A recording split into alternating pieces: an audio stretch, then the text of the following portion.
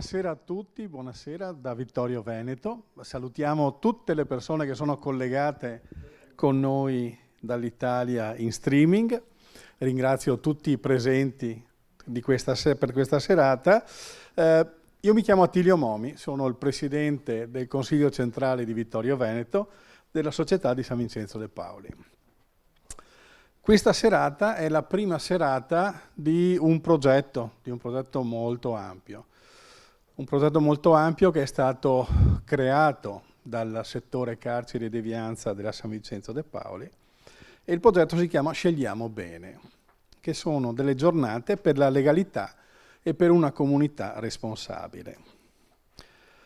Questa sera è il primo di questi 3 eventi che avremo e abbiamo con noi Don Marco Pozza, cappellano del parroco del carcere Due Palazzi di Padova, che dopo ci parlerà di tutte le sue esperienze. Il titolo della serata è Oltre le mura, la libertà di un pensiero che non si arrende. Questa sera abbiamo qua con noi i ringraziamenti. Il primo va all'amministrazione comunale che ci ha dato l'uso di questa stanza, di questa sala, e un contributo. Grazie Antonella. Abbiamo il contributo del Lions di Vittorio Veneto. Io inviterei il Presidente per 2 parole.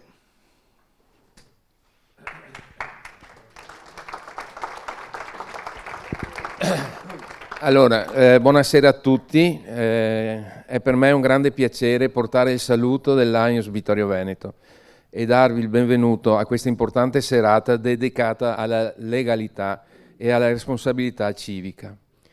Il nostro club ha voluto essere co-organizzatori di questo incontro perché crede che la cultura della legalità non sia soltanto il rispetto delle regole, ma una vera scelta di cittadinanza attiva. Come Lions ci riconosciamo pienamente in questi principi. Il nostro motto, We Serve, noi serviamo, trova qui la sua più autentica espressione. Servire significa essere al fianco della comunità, sostenere la formazione delle nuove generazioni e contribuire col nostro esempio a diffondere la cultura della legalità. Ringrazio di cuore tutti coloro che hanno reso possibile questa serata e in special modo il nostro relatore. Grazie e buona serata. Grazie Presidente. E adesso il Presidente di Movimento per la Vita. Sì, buonasera. Porto anche il saluto della nostra associazione, Centro di Aiuto alla Vita, Movimento per la Vita di Vittorio Veneto. La nostra presenza in questo incontro è in armonia con le finalità della nostra associazione. Crediamo sia un modo per accogliere e condividere l'invito che ci ha rivolto Papa Francesco dall'ospedale poco tempo prima di lasciarci.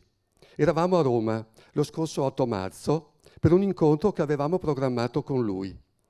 Ci ha invitato all'impegno al servizio della vita, soprattutto quando è più fragile e vulnerabile, e a promuovere la cultura della vita in senso ampio. Siamo qui allora per metterci in ascolto, per poter conoscere ed avvicinarci alla realtà del carcere dove Don Marco presta il suo servizio e alle persone che lui incontra. Pensiamo sia un'occasione per interrogarci su cosa significhi e su come sia possibile aprirsi agli altri, non alzare muri, ma al contrario cercare di costruire ponti per l'incontro e per il dialogo. A Don Marco il nostro grazie e buona serata. Grazie Presidente e adesso iniziamo con il nostro tema e vi presento Antonella Caldart, che tutti già conoscete, io non la conoscevo adesso, la conosco, e che è la responsabile per la San Vincenzo de' Paoli del settore carceri e devianza ed è la ideatrice e promotrice di questo progetto. Bene, grazie a tutti per essere qui. Ci siamo dimenticati di salutare la nostra Presidente nazionale della San Vincenzo, Paola Da Rossa, che è questa sera. Cosa vuoi Vittorio?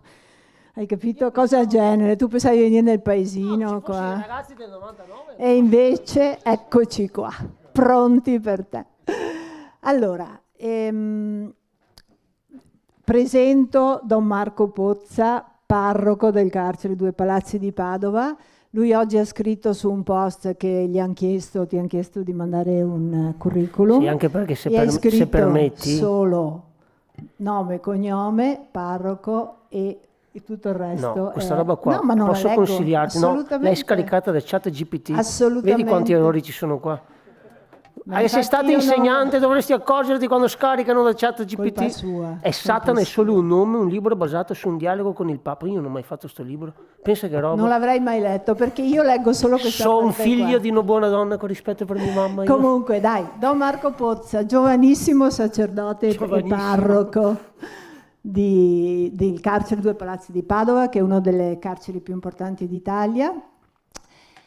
E l'abbiamo coinvolto in questa serata perché è una persona, innanzitutto, che in tanti seguiamo, capace di coinvolgerci e di coinvolgere, ha questo stile molto diretto che fa presa, ma io credo che al di là dello stile ciò che conta è ciò che dice, che lui comunica con il suo stile. Quindi vedremo anche questa sera che questa sua attenzione. Noi questa sera parleremo in modo particolare del carcere, della situazione nelle carceri, quindi questa sua attenzione nel mettere insieme grazia e disgrazia, senza dubbio ci darà modo di approfondire un tema che ci sta molto a cuore. Volevo semplicemente inquadrare la serata. Allora, come ha detto il nostro Presidente del Consiglio Centrale Vittorio Veneto, la San Vincenzo Italia, la federazione, ha alcuni settori. Uno di questi è appunto il settore carcere e devianza che mi è stato affidato e per l'anno in corso a livello nazionale noi abbiamo un progetto che si chiama Informazione, fatto di 3 gambe. Azione, quindi ciò che noi facciamo come vincenziani in tutta Italia. Prima di tutto l'azione, quindi ciò che noi facciamo direttamente in carcere. Ci sono molti volontari che entrano in carcere, innanzitutto con il colloquio, che è la base del rapporto con il ristretto, poi ovviamente attiviamo dei laboratori anche insieme ad altre associazioni, laboratori sia creativi sia lavorativi, molto importante. Ci occupiamo delle famiglie, dei ristretti e quindi abbiamo un'attività a diretto contatto con il ristretto o con le loro famiglie. Poi abbiamo la formazione, in questo momento abbiamo 2 attività importanti a livello nazionale, uno che è un corso di formazione per volontari carcerari aperto a tutti, l'abbiamo fatto fisicamente nelle Marche, sono 8 sabati mattina, 114 iscritti, nessuno molla, siamo ormai alla fine, si può partecipare anche a distanza.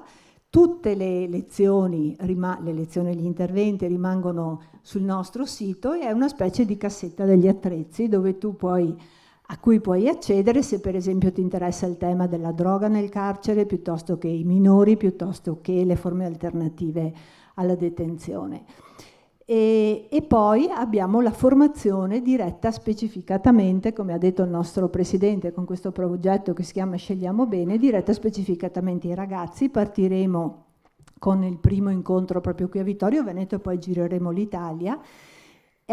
Sono degli incontri sotto forma di laboratorio, quindi nessuno insegna nulla, ma si coinvolgono i ragazzi sul tema appunto della responsabilità, sulla necessità di scegliere, ma di scegliamo bene, perché noi siamo dalla parte del bene, quindi non solo un bene giuridicamente parlando, ma anche un bene morale. Partiremo a Vittorio con Mantegazza, che è un educatore, insomma, ha varie sfaccettature, e molto amato dai ragazzi, e con una serie di educatori. E poi abbiamo la informazione, la terza gamba, e abbiamo una mostra che sta girando l'Italia, sarà qui a Vittorio Veneto dal 6, inauguriamo sabato 6 alle 16, facile da ricordare, alla Casa dello Studente, e è questa, si chiama I volti della povertà in carcere, sono 40 foto fatte da questo giovane fotografo, si chiama Matteo Pernasselci, accreditato alla Santa Sede, con testi, interviste fatte a dei carcerati e delle carcerate del carcere di San Vittore, di una vincenziana, si chiama Rossana Ruggero. In questo volume ci sono le storie di queste persone, accompagnate dalle foto, che potremo vedere, ammirare. Vi invito a venire a vederle alla Casa dello Studente, appunto da sabato 16, tutti i pomeriggi dalle 3 alle 5 per 10 giorni, fino a domenica 14. La seconda azione informativa sono appunto serate come queste che organizziamo in giro per l'Italia. Qui a Vittorio Veneto abbiamo avuto la fortuna di intercettare Don Marco Pozza, a cui ora lascio la parola perché ci piacerebbe partire proprio da capire qual è la tua esperienza in carcere. Grazie. Grazie a te. Posso alzarmi in piedi? Certo. Sono capace di stare seduto, voi mi perdonerete. Beh, innanzitutto grazie di questo invito, e a voi che siete presenti, anche mi hanno detto che sono collegati da tutto il mondo, quindi c'è un po' un'ansia da prestazione, perché immagino che dietro magari ci sia anche la Digos, la DDA, cioè bisogna pesare bene le parole, come un tossico pesa 1 grammo di cocaina sul bilancino stasera, ma ci riusciremo, non preoccupatevi.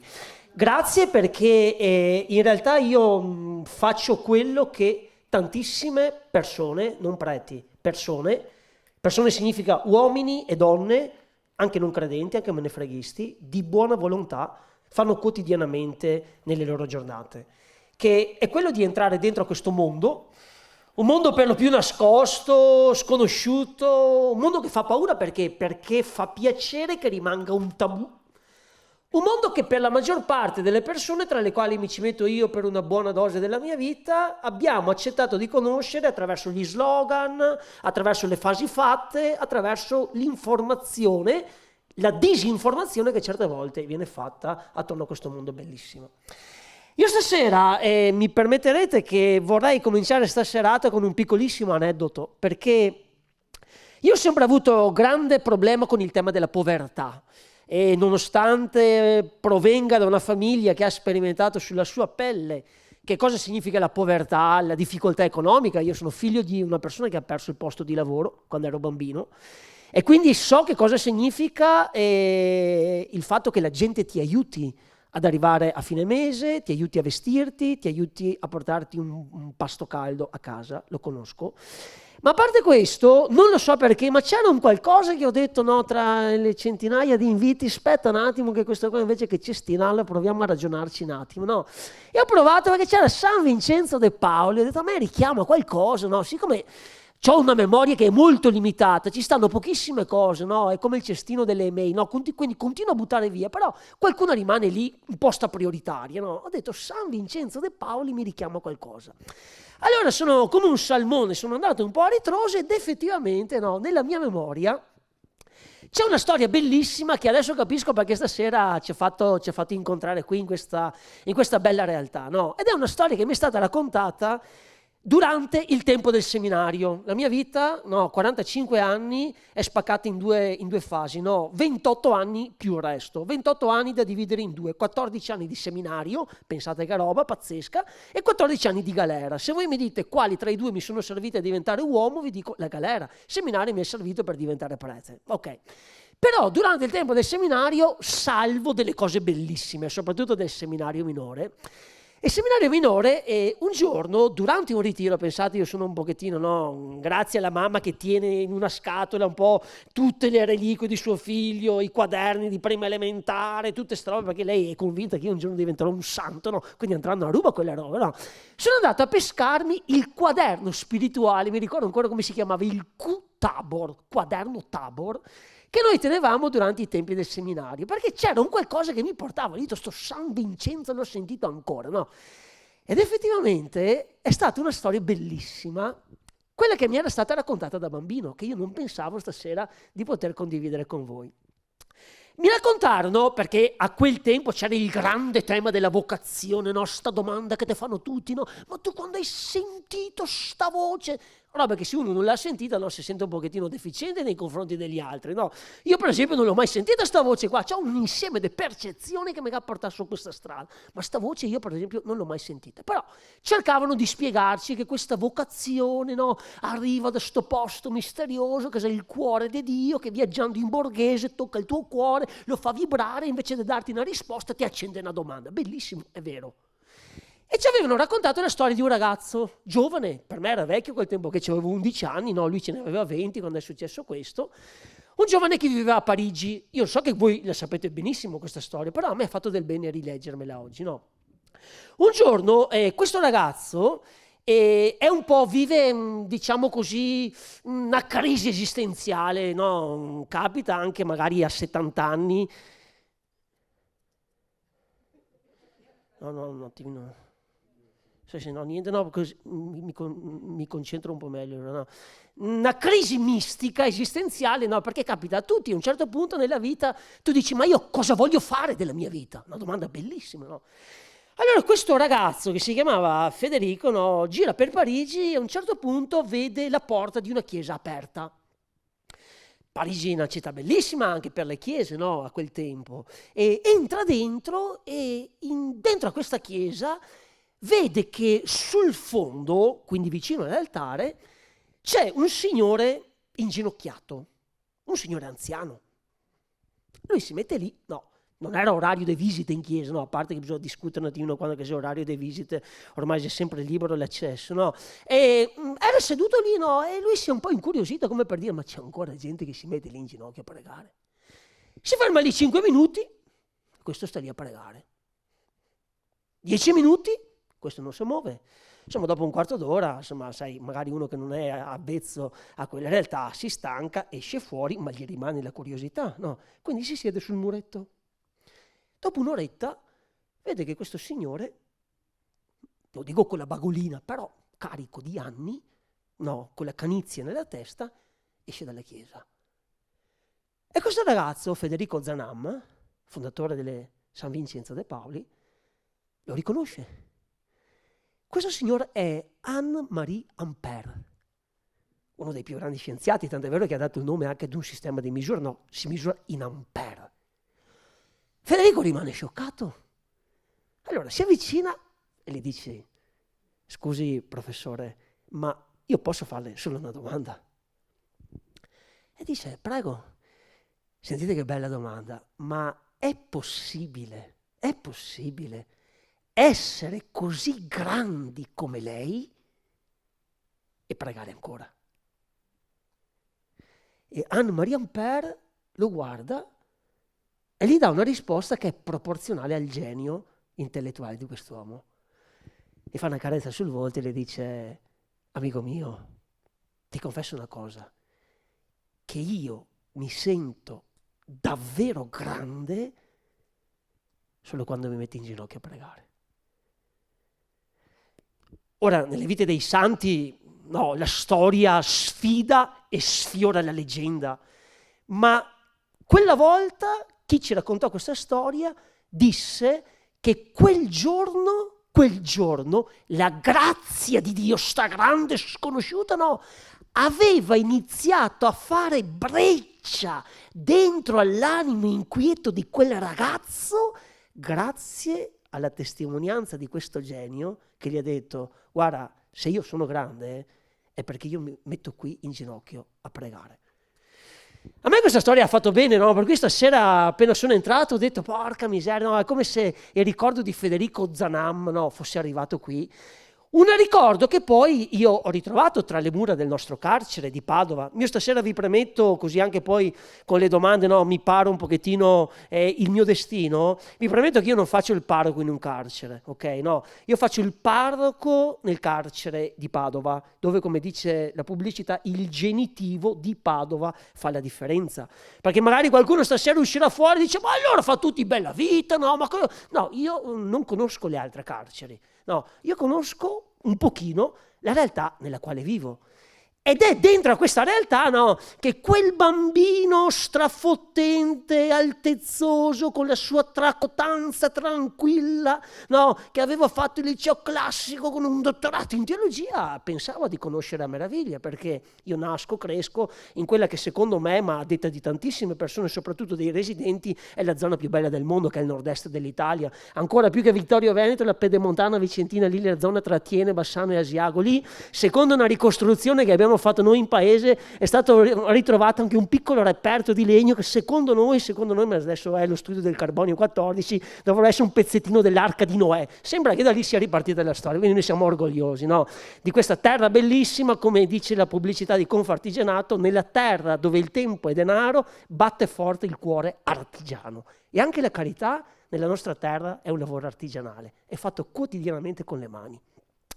Quando sono entrato in carcere la prima volta è stata una rivelazione, perché io sono nato, cresciuto, ma con gusto, con passione. Ho fatto un'infanzia bellissima che ogni volta che incrocio gli occhi delle mie nipotine dico: se potessi augurarvi una cosa bella, no? Vivere l'infanzia che abbiamo vissuto io e mio fratello, no? Un ambiente piccolo, sereno, tranquillo, dove però c'era una frase che ci veniva sempre ripetuta. Una frase che, siccome usciva dalle labbra del nonno, mai nessuno ha sottoposto a critica. Quello che dice il nonno, no? Un po' come quando le persone magari, no, e tu vai, dici: signora, ha sentito oggi cosa è successo, no? E lei dice: no, in realtà è successa un'altra cosa. No, signor, si sbaglia. L'ha detto Mara Venier. È come se, cioè, lo dice qualcuno, tu dici: oh, l'ha detto il nonno. E qual era questa frase? Una frase della quale non posso vergognarmi, perché ha segnato indelebilmente la mia storia di ragazzo, no?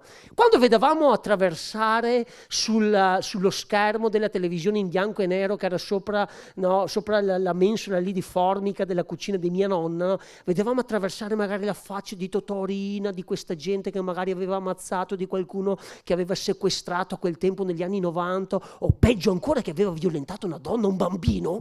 Io sentivo sempre questa frase ripetere: maledetti schifosi, questi qua li dovremmo sbattere in galera, no? Metterli dentro la cella, chiudere la cella con la chiave e buttarla nel mare. Amici, io sono diventato prete a 24 anni, fino a 30 anni, io davvero ero convinto che questo qua fosse l'atteggiamento giusto da riservare a chi?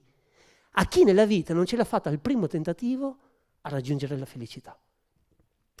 A 30 anni cosa succede? Vivo l'esperienza un po' del mio esilio dorato.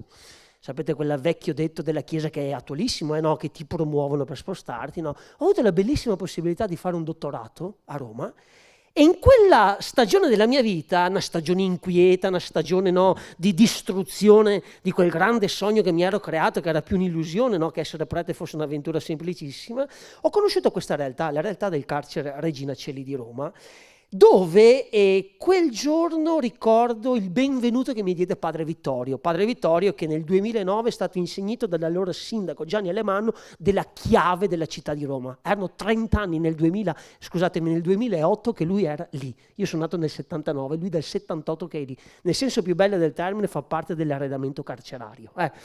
Insomma, arrivo lì quella domenica mattina, no, con la mia saccenza, tanto so tutto io, cioè sono venuto qua per farti un piacere, dai, lascia stare, no. Però mi scappa da chiedergli un consiglio, perché sai, sembrava che dietro a quella porta che io non avevo mai oltrepassato, mi sembrava di sentire quel vecchio detto che avevo studiato a scuola: Hic sunt leones et dragones, mamma mia, no? E gli dico: ascolta Vittorio, ma un consiglio? E lui mi guarda e mi dice: un consiglio a Marco Pozza? Sì, ho detto: accetta l'umiltà, un consiglio per piacere, perché sai, per me andare dentro all'inferno oggi.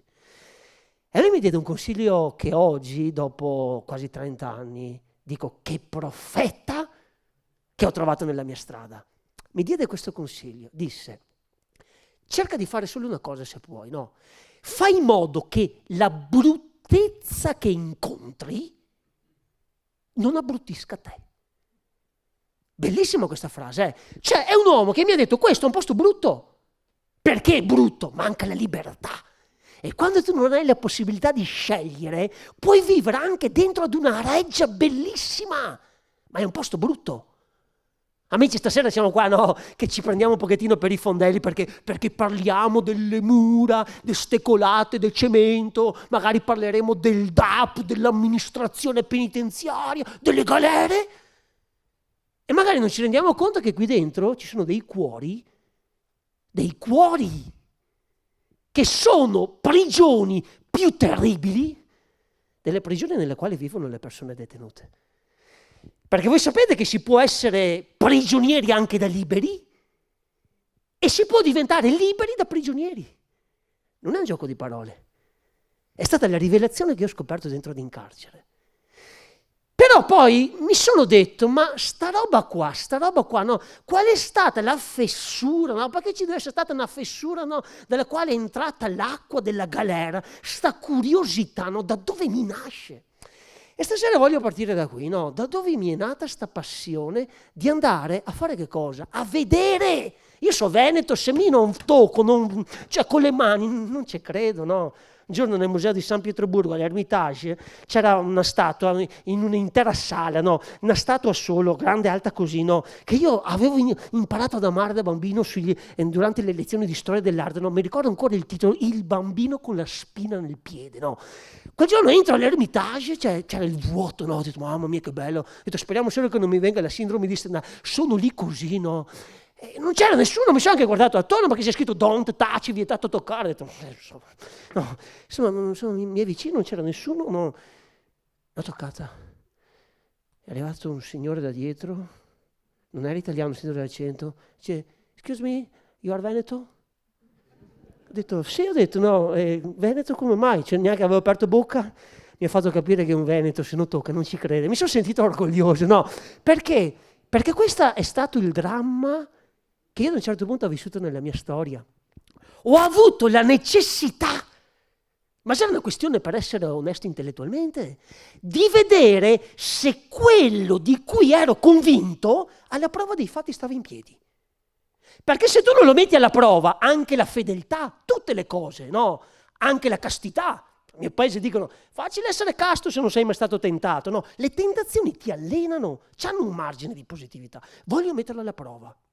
Sapete da dove era nata questa curiosità? Da un amico che non c'è più, morto il 31 luglio 1944, faceva il pilota di aerei.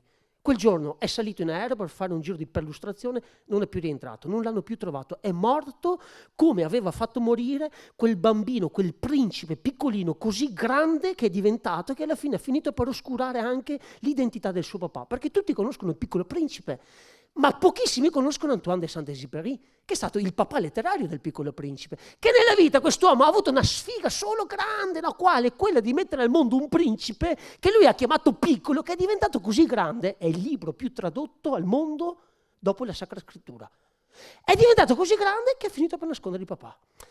In realtà Antoine ha scritto anche il Piccolo Principe. Secondo me il libro più bello che lui ha scritto, no, è questo breviario laico che ormai si è finito, no, perché continuo a rileggerlo, no, che si intitola Cittadella.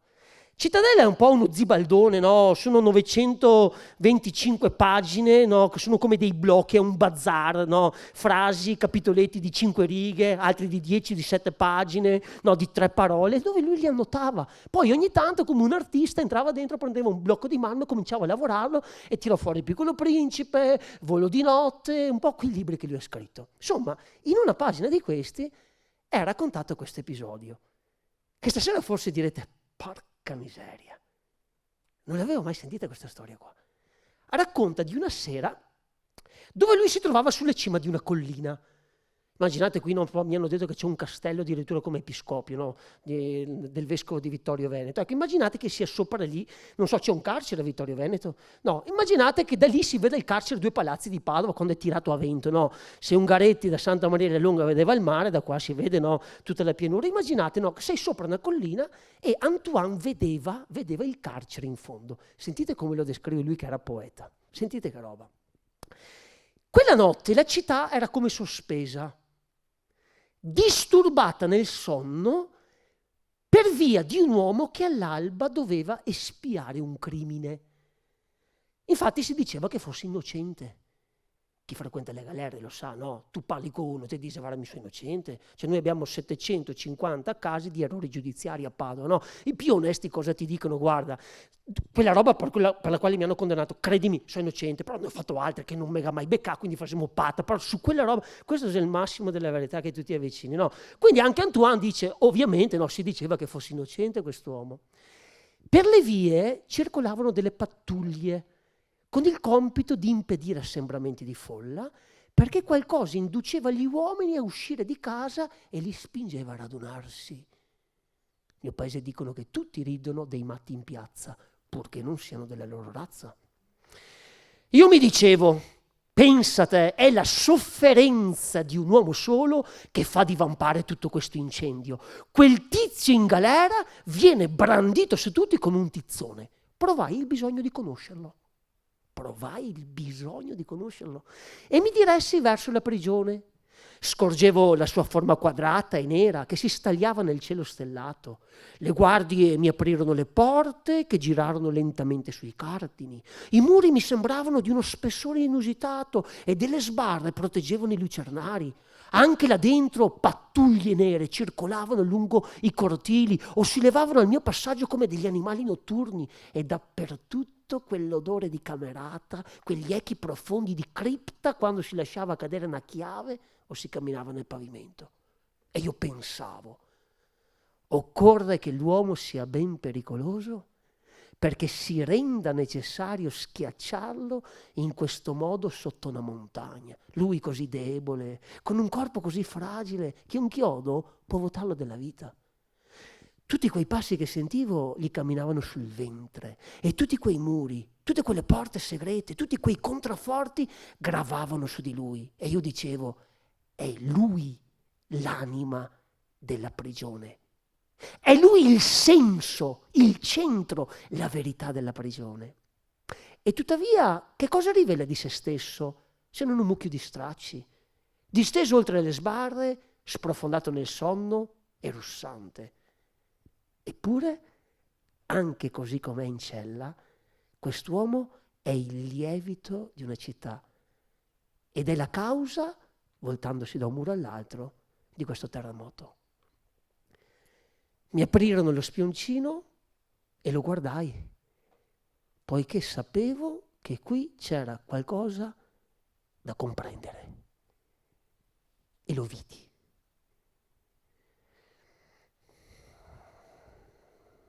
La poesia. Bellissima quella frase lì, bellissima, bellissima quella frase lì. Provai il bisogno di conoscerlo. Provai il bisogno di conoscerlo. Mi aprirono lo spioncino e lo vidi. Mi sono sentito abbastanza fratello di Antoine de Saint-Exupéry la prima volta che sono entrato nel nostro carcere. Consegni i documenti, un cancello, 2 cancelli, 3 cancelli, 4 cancelli, 5, 6, 7, 8, 9, 10, 1, per arrivare in quella cella dove al tempo, soggiornava mio fratello Caino, che non ho mai confuso con Abele. Mio fratello Caino, meglio conosciuto come Donato Bilancia, per entrare nella sua cella quella volta li contai, la prima volta, 17 cancelli. E feci un conto, un pensiero. Qualche tempo prima era entrato in una banca e chiese ad una mia amica, ascoltami, sto cavò, che roba è su una banca, sto cavò? E io in carcere è un termine che torna abbastanza spesso, il cavò delle banche, no? Mostrami sto cavò della banca. Mi porta giù dalle scale, apre una porta e una cassaforte. Eccolo qua. 2 porte per un cavò. 17 cancelli per un uomo che aveva sbagliato. E lì la grazia di Dio mi ha fatto entrare dentro quella fessura una domanda, anzi un'affermazione. Marco, lascia stare la tua saccenza, prova ad immaginare quanto importante è l'uomo, soprattutto l'uomo che sbaglia, se lo proteggono con tutto questo sistema di sicurezza. Provai il bisogno di conoscerlo e lo vidi. E che cosa vidi quel giorno? Che poi è quello che sto vedendo in questi 15 anni, che assieme con 40 persone della nostra parrocchia del carcere, quotidianamente, settimanalmente, stiamo letteralmente gettando via gli anni più belli della nostra vita per realizzare un sogno. Quale sogno? Poter contemplare come fa un uomo caduto per terra a rialzarsi se qualcuno gli tende una mano. Io penso che tra tutti gli spettacoli che la televisione è riuscita a mettere in onda, ne manca uno che non riuscirà mai a metterli in onda, no? Ed è lo spettacolo di una vita che risorge. Ho imparato 3 piccole cose che mi sono venute in mente e vorrei condividere con voi prima di lasciare lo spazio alle vostre domande stasera, no? 3 piccole cose che, vedete, no, mi si sono accese leggendo, no, il titolo di questa serata, perché ovviamente da vecchio e innamoratissimo studente del liceo classico, no, se mi danno un titolo io prima di tutto perdo 5 minuti, no, a fare brainstorming come mi hanno insegnato a scuola, no? Dico sta parolina qua, no, cosa mi suggerisce? Butto giù una tempesta di idee, no? E in mezzo a sta tempesta ogni tanto prendo un chicco, no? E da lì ci tiro fuori magari un pupazzo di neve, no? Mi ha colpito l'avverbio oltre. Vedete amici, no, oltre è una parolina che mi affascina tantissimo, oltre, no? Perché mi racconta di una cosa che tu non vedi però percepisci, no? Oltre le cose, oltre le paure, oltre i mostri, oltre le mura, oltre le barriere, no? Cioè, ognuno costruisce qualcosa per nascondere la propria fragilità. Quante volte prima di incontrare il Dio in borghese, nella misericordia, nel sorriso, nell'abbraccio, nell'amore di Papa Francesco, anch'io ho costruito le mie barriere per dimostrare che ero un vincente. In realtà ero un vincitore che ci aveva in mano lui le chiavi della cella dove era imprigionato il suo cuore. Ero vittima e aguzzino di me stesso. Avevo tirato sulle barriere. Ma oltre quelle barriere ho scoperto una cosa bellissima, che oltre quelle barriere, no, abitano le cose, i pensieri, tutto ciò che noi non confessiamo, ma che siamo realmente. Diceva quel grande scrittore Karl Tolstoi, uno che non visse l'esperienza del carcere, ma visse l'esperienza dei gulag, no, privazione di libertà da una parte, privazione di libertà dall'altra, disse che ciascun uomo nella sua memoria, no, tiene custodite delle cose che non racconterebbe a nessuno, da quanto si vergogna. Poi dice, no, c'è qualcuno, no, c'è anche qualcuno che tiene nella sua memoria delle cose che non racconterebbe neanche ad un amico. E poi dice qualcuno, no, tiene delle cose che certe sere allo specchio si vergogna persino di raccontare a se stesso. È il tema della prigione ambulante che ci portiamo dietro un pochettino noi, no? E riflettendo su questo oltre, mi sono venute in mente, no, 3 piccole pepite, no? Noi paragono tante volte il lavoro che fanno non solo i volontari, anche quello splendido corpo che è la polizia penitenziaria. Io sono orgogliosissimo di quei ragazzi che con una divisa cercano, per quanto è possibile, di applicare quello splendido motto che appartiene al corpo della polizia penitenziaria, che la prima volta che sono entrato dentro, io che ho studiato il latino, ho avuto il privilegio di poter studiare il latino con i soldi di mio padre e di mia madre, ho detto porca miseria.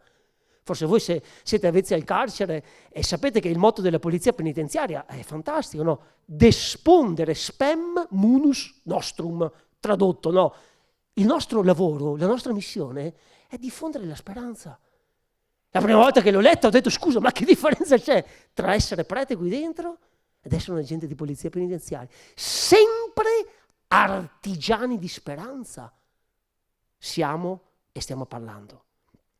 Ora, 3 piccolissime cose mi sono tornate alla mente e sono state per me una rivelazione, perché io avevo sempre imparato a distinguere, a dividere in modo molto corretto, no? Anche se non mi è mai piaciuta la matematica, ma in questo concetto ero afferratissimo, no? Dividere benissimo, no, il mondo tra 2 classi di persone, le persone giuste e le persone sbagliate, le persone perfette e le persone maledette, le persone migliori e le persone peggiori. E poi c'avevo anche questa grande capacità di indovinare sempre dove mettere la mia storia, nei perfetti, nei migliori, in quelli che non sbagliano. In realtà, entrando dentro al carcere, mi sono reso conto che per me, sacerdote, è stato come entrare dentro ad una stanza dove si fanno i raggi, ad una stanza di radiologia. Voi avete presente, no? Se avete mai preso in mano un referto radiologico, sapete che la caratteristica primaria di un referto radiologico è che non conosci i colori. Non c'è l'arcobaleno rosso, arancione, giallo, verde, blu, indico, violetto. No, non c'è tutta questa tavolozza di colori. C'è il bianco e c'è il nero. Ed è proprio perché c'è solo il bianco e il nero che il radiologo becca subito dov'è la frattura. Dica, eccola qua. Vedete perché in carcere diventa più difficile cercare di diventare uomini. Perché, ve lo dico con una espressione che un giorno mi disse quel barbaro, che per me è stato però per 10 anni un dio in borghese, che era Donato Bilancia. Quando un giorno, provando a sostenere una perfezione della mia storia che evidentemente non stava in piedi, lui mi guardò con la sua sagacia e con il suo sguardo torvo e appuntito, leggermente striato dal passaggio della presenza di Dio, e mi disse: ascolta, facciamo così, racconta pure sta storia agli altri, ma evita di raccontarla a me. Ti insegno un trucco, dice, no? È impossibile fregare uno che ha sbagliato. Per me il carcere è una sala di radiologia che mi costringe prima di tutto a fare verità su me stesso. E voi non ci crederete, amici, ma anche questo è informazione. Bellissima questa parolina, no? Scusate questi richiami del liceo classico, ma ho avuto questa fortuna sfacciata, no? Prima di dire scusa, sono ignorante, non so, ho imparato a spezzettare un pochettino le parole, capire da dove derivano. Informazione, molto simile, stare in forma. C'è la gente che va dalla dietista, dal dietologo per stare in forma e poi si sforma nel pensiero. Conosco donne bellissime, conosco uomini fotomodelli, fisici perfetti, cervelli marci, sono in forma fisicamente, sformati intellettualmente, eppure la gente li applaude. Informazione, bellissimo questo. È la prima cosa che ho capito, che da come tu parli, non preoccupatevi dell'acqua, da come tu parli racconti anche ciò che tu pensi. Provate a pensare, sentite una sirena della polizia, vedete un uomo, vedete una volante della polizia, vedete scendere un uomo ammanettato, vedete una rapina, vedete? Cosa dite? È finito in carcere. È finito. È finito. Sentite un'autoambulanza, uscita fuori dalla casa, cosa è successo? La zia Pinuccia è finita all'ospedale. La grammatica italiana è bellissima, il mondo non sarebbe quello che è senza la grammatica italiana di Dante e di Manzoni, no, è finito. Cioè, dice che quando noi vediamo una persona entrare lì, diciamo finito, basta. Quando invece se tu entri nel nostro carcere, ma immagino anche su tante altre carceri, se non le cito è perché non le conosco, non voglio parlare di cose che non conosco, ci sono storie meravigliose che ti potrebbero dire scusa fratello, scusa, e se ti dicessi che in carcere io ho iniziato, no, sono finito. Ho iniziato a studiare, ho iniziato a lavorare, onestamente. Ho iniziato a sognare un modo diverso di essere uomo, padre, marito, amante, sposo. Ho imparato a rispettare la legge. Ho iniziato ad amare la libertà. 21 dicembre 1979, secondo giorno più importante della storia dopo il Natale dell'anno zero, sono nato io. Io in ospedale non sono finito. Io in ospedale ho iniziato. Il peso della grammatica. Quel pedofilo, quel mafioso, quel camorrista, quello stupratore. Ma non esiste. Me l'hanno corretta loro questa visione qua. Una mattina, era la seconda domenica che celebravo messa in carcere, e dissi un'espressione della quale mi vergogno, ma oggi ne vado orgoglioso perché quella correzione mi ha fatto molto del bene. Perché nella scrittura dice che il Signore corregge chi ama e nessuna correzione fatta sul momento procura gioia, ma alla lunga la apprezzi. Dissi questa espressione per catturarmi un pochettino la simpatia della gente del reparto dei comuni. Voi sapete che c'è questa legge barbara, non scritta, ma ormai neanche più rispettata, dentro, almeno dentro la nostra galera, per fortuna, no?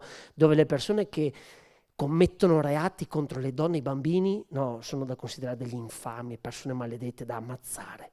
E io quella mattina, no, con la mia tracotanza, dissi, perché vedete fratelli, no, amici, non mi ricordo cosa ho detto, no, e prima celebrando la messa con i pedofili abbiamo riflettuto su questa cosa. E in carcere, durante la messa, siccome c'è il diritto del contraddittorio, cioè il prete non può permettersi di fare un monologo e tutti tacciono, se uno non è d'accordo alza la mano e interviene. È il bello della democrazia dove non c'è la libertà, che paradosso, no?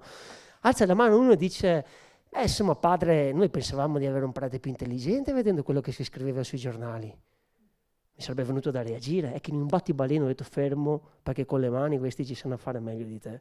Quindi ho cercato di essere un pochettino educato, ho detto scusi gentile signore, ma come si permette di fare una correzione ad un vecchio studente del liceo classico? E mi dice, padre, non esistono i pedofili. Scusa, ho detto? Non esistono i pedofili. Padre, non esistono i pedofili. Scusa, fratello, poi ho capito che era il sindaco del nostro paese, della Galera, no? Ma quelli che sono al sesto piano come li chiamate? Padre, lei sono 15 giorni che è qua, quindi la scusiamo, ma impari subito una cosa, che non esiste il pedofilo. Esiste la persona condannata per un reato di pedofilia. Non esiste il mafioso, esiste la persona condannata per un reato di associazione mafiosa. Non esiste lo stupratore, esiste la persona condannata per un reato di stupro. Non esiste il terrorista, esiste la persona condannata per un reato di terrorismo. Esiste la persona. Una frase che poi ho imparato ad amare attraverso quella bellissima esortazione di Papa Francesco quando diceva l'aggettivo, mi raccomando, che venga sempre dopo il sostantivo. Esiste la persona che ha sbagliato e deve pagare, ma esiste la persona. Proprio ieri sera ad un incontro, non mi ricordo più dove ero ieri sera, ma si avvicina una signora e a un certo punto mi dice io sono della Papa Giovanni.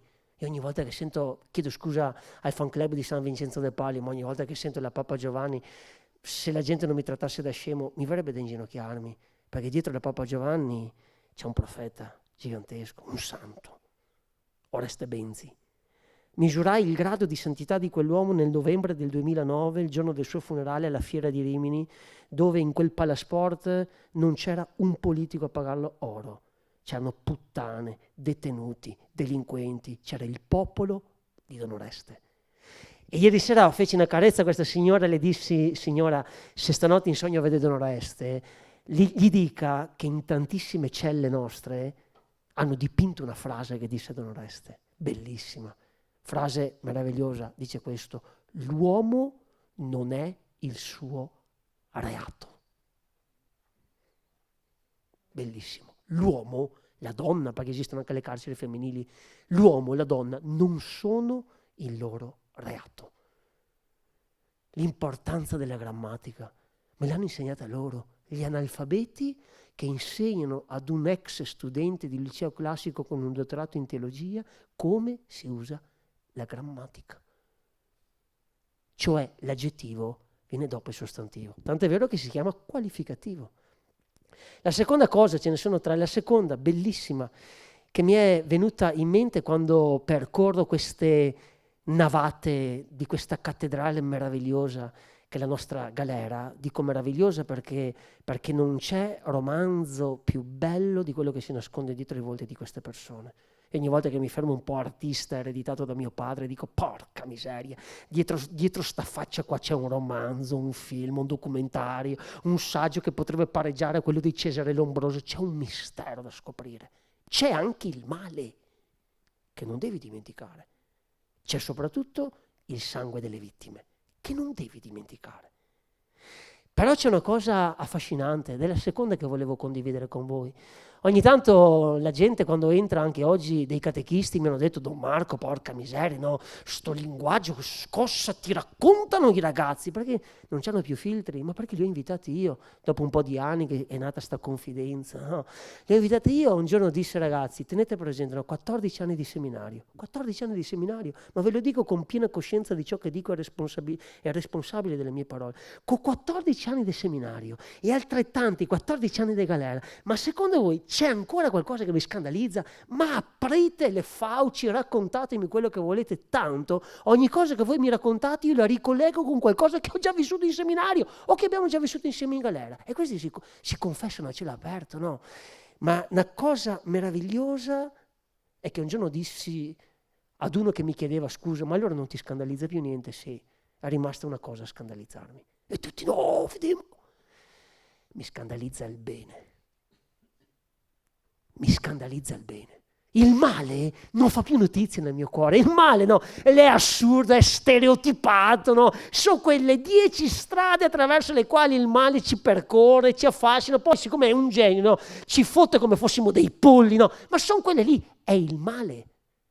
Il bene ha fantasia, il bene è incorreggibile, è inaspettato, è inatteso il bene, ma quando entra in contatto col male nasce un capolavoro.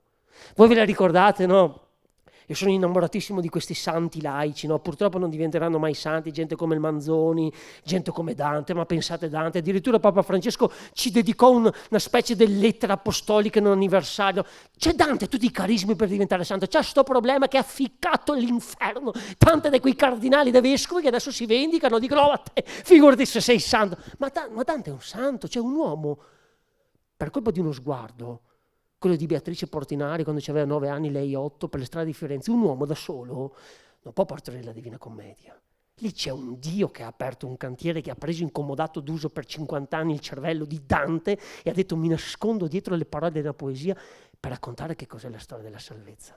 No, c'è quel passaggio, anche nei Promessi Sposi, questa bellissima storia d'amore, nella quale sembra quasi che il Signore abbia detto, siccome il Vangelo voi quando lo ascoltate dite è sempre la solita storia, no? Bene, mi nascondo dietro una storia d'amore, a voi che piacciono tanto gli amori, soprattutto gli amori di quelle persone che si innamorano e disinnamorano in 5 minuti, in quei 5 minuti trovano anche il tempo di passare da Fabio Fazio, da Domenica In, anche a Report, per raccontare come si fa a innamorarsi, no? Vi piacciono sti amori? Io vi sedurrò parlando al vostro cuore di una storia d'amore. Renzo e Lucia, dentro c'è un personaggio che popola le navate del carcere, è l'Innominato. Anche Don Rodrigo, sì, anche Fra Cristoforo con la sua storia sanguinante, sì, ma l'Innominato. Cioè, secondo voi Manzoni che ha partorito era una cisterna screpolata di fantasia, ha tirato fuori la storia di Menico, di Fra Galdino, di Fra Felice, di Renzo de Lucia, di Agnese, del Barcaiol, secondo te non c'aveva la fantasia per tirare fuori un nome a quell'uomo? Invece Manzoni dice no, non è degno di un nome chi ha sporcato la sua vita con il male. L'Innominato rimarrà. Ma voi ve lo ricordate come si sgretola l'Innominato? Andate a rileggervi dal 20 al 25 al 25esimo capitolo dei Promessi Sposi. Si sgretola grazie a 3 cose. La prima, Manzoni è fantastico, no? Quando Don Rodrigo, che non si vuole sporcare le mani, è un vigliacco della peggior specie, Don Rodrigo, no? A un certo punto decide di rapire Lucia, si è invaghito, no? È un vigliacco, dice io non mi sporco le mani, manda un'ambasciata, va dall'Innominato, che era come, non so, dire, chiedemi una consulenza privata a Matteo Messina Denaro, il peggio che c'era in circolazione, no? Il farabutto per eccellenza, l'uomo al quale riusciva tutto, no? Dice Manzoni, quando Don Rodrigo entra nel castello, bellissimo, siamo al capitolo 20, trova l'Innominato, sentite che espressione, che iniziava a provare una certa uggia delle sue scelleratezze. Quante volte mi ritorna sta espressione qua, no? Ah no, scusate perché non si possono perdere parole. Quante volte mentre sono dentro alle celle e sento sta gente che mi racconta del male, mi sembra di vedere non scorrere i sottotitoli del Manzoni con l'Innominato. Iniziava a provare una certa uggia delle sue scelleratezze, perché il male ti stanca. Il male ti sfibra e non occorre andare in galera per sperimentarlo. Basta anche solo per un po' di tempo, purtroppo lo conosco questa sensazione qua, no? Provare a vivere su 2 sedie per capire il male come sia un bravo creditore e un cattivo pagatore. Ti sfibra. Cioè Manzoni dice, quando Don Rodrigo arriva lì, no, trova, no, sto Innominato che si è sfilacciato, cioè non ne può più delle scelleratezze, ma è diventato dipendente. Qual è il secondo colpo di grazia che la grazia di Dio gli dà? Quando arriva il Nibbio, che gli ha portato Lucia. Il sequestro, no, l'anticamera di un femminicidio, no? Il sequestro è riuscito alla perfezione, però il Nibbio, no? A un certo punto dice all'Innominato, dice, se tu mi avessi chiesto di dare una schioppettata, sarebbe stato meglio perché, sai, no? Ho provato compassione. L'Innominato sente sta parolina qua, dice compassione al Nibbio.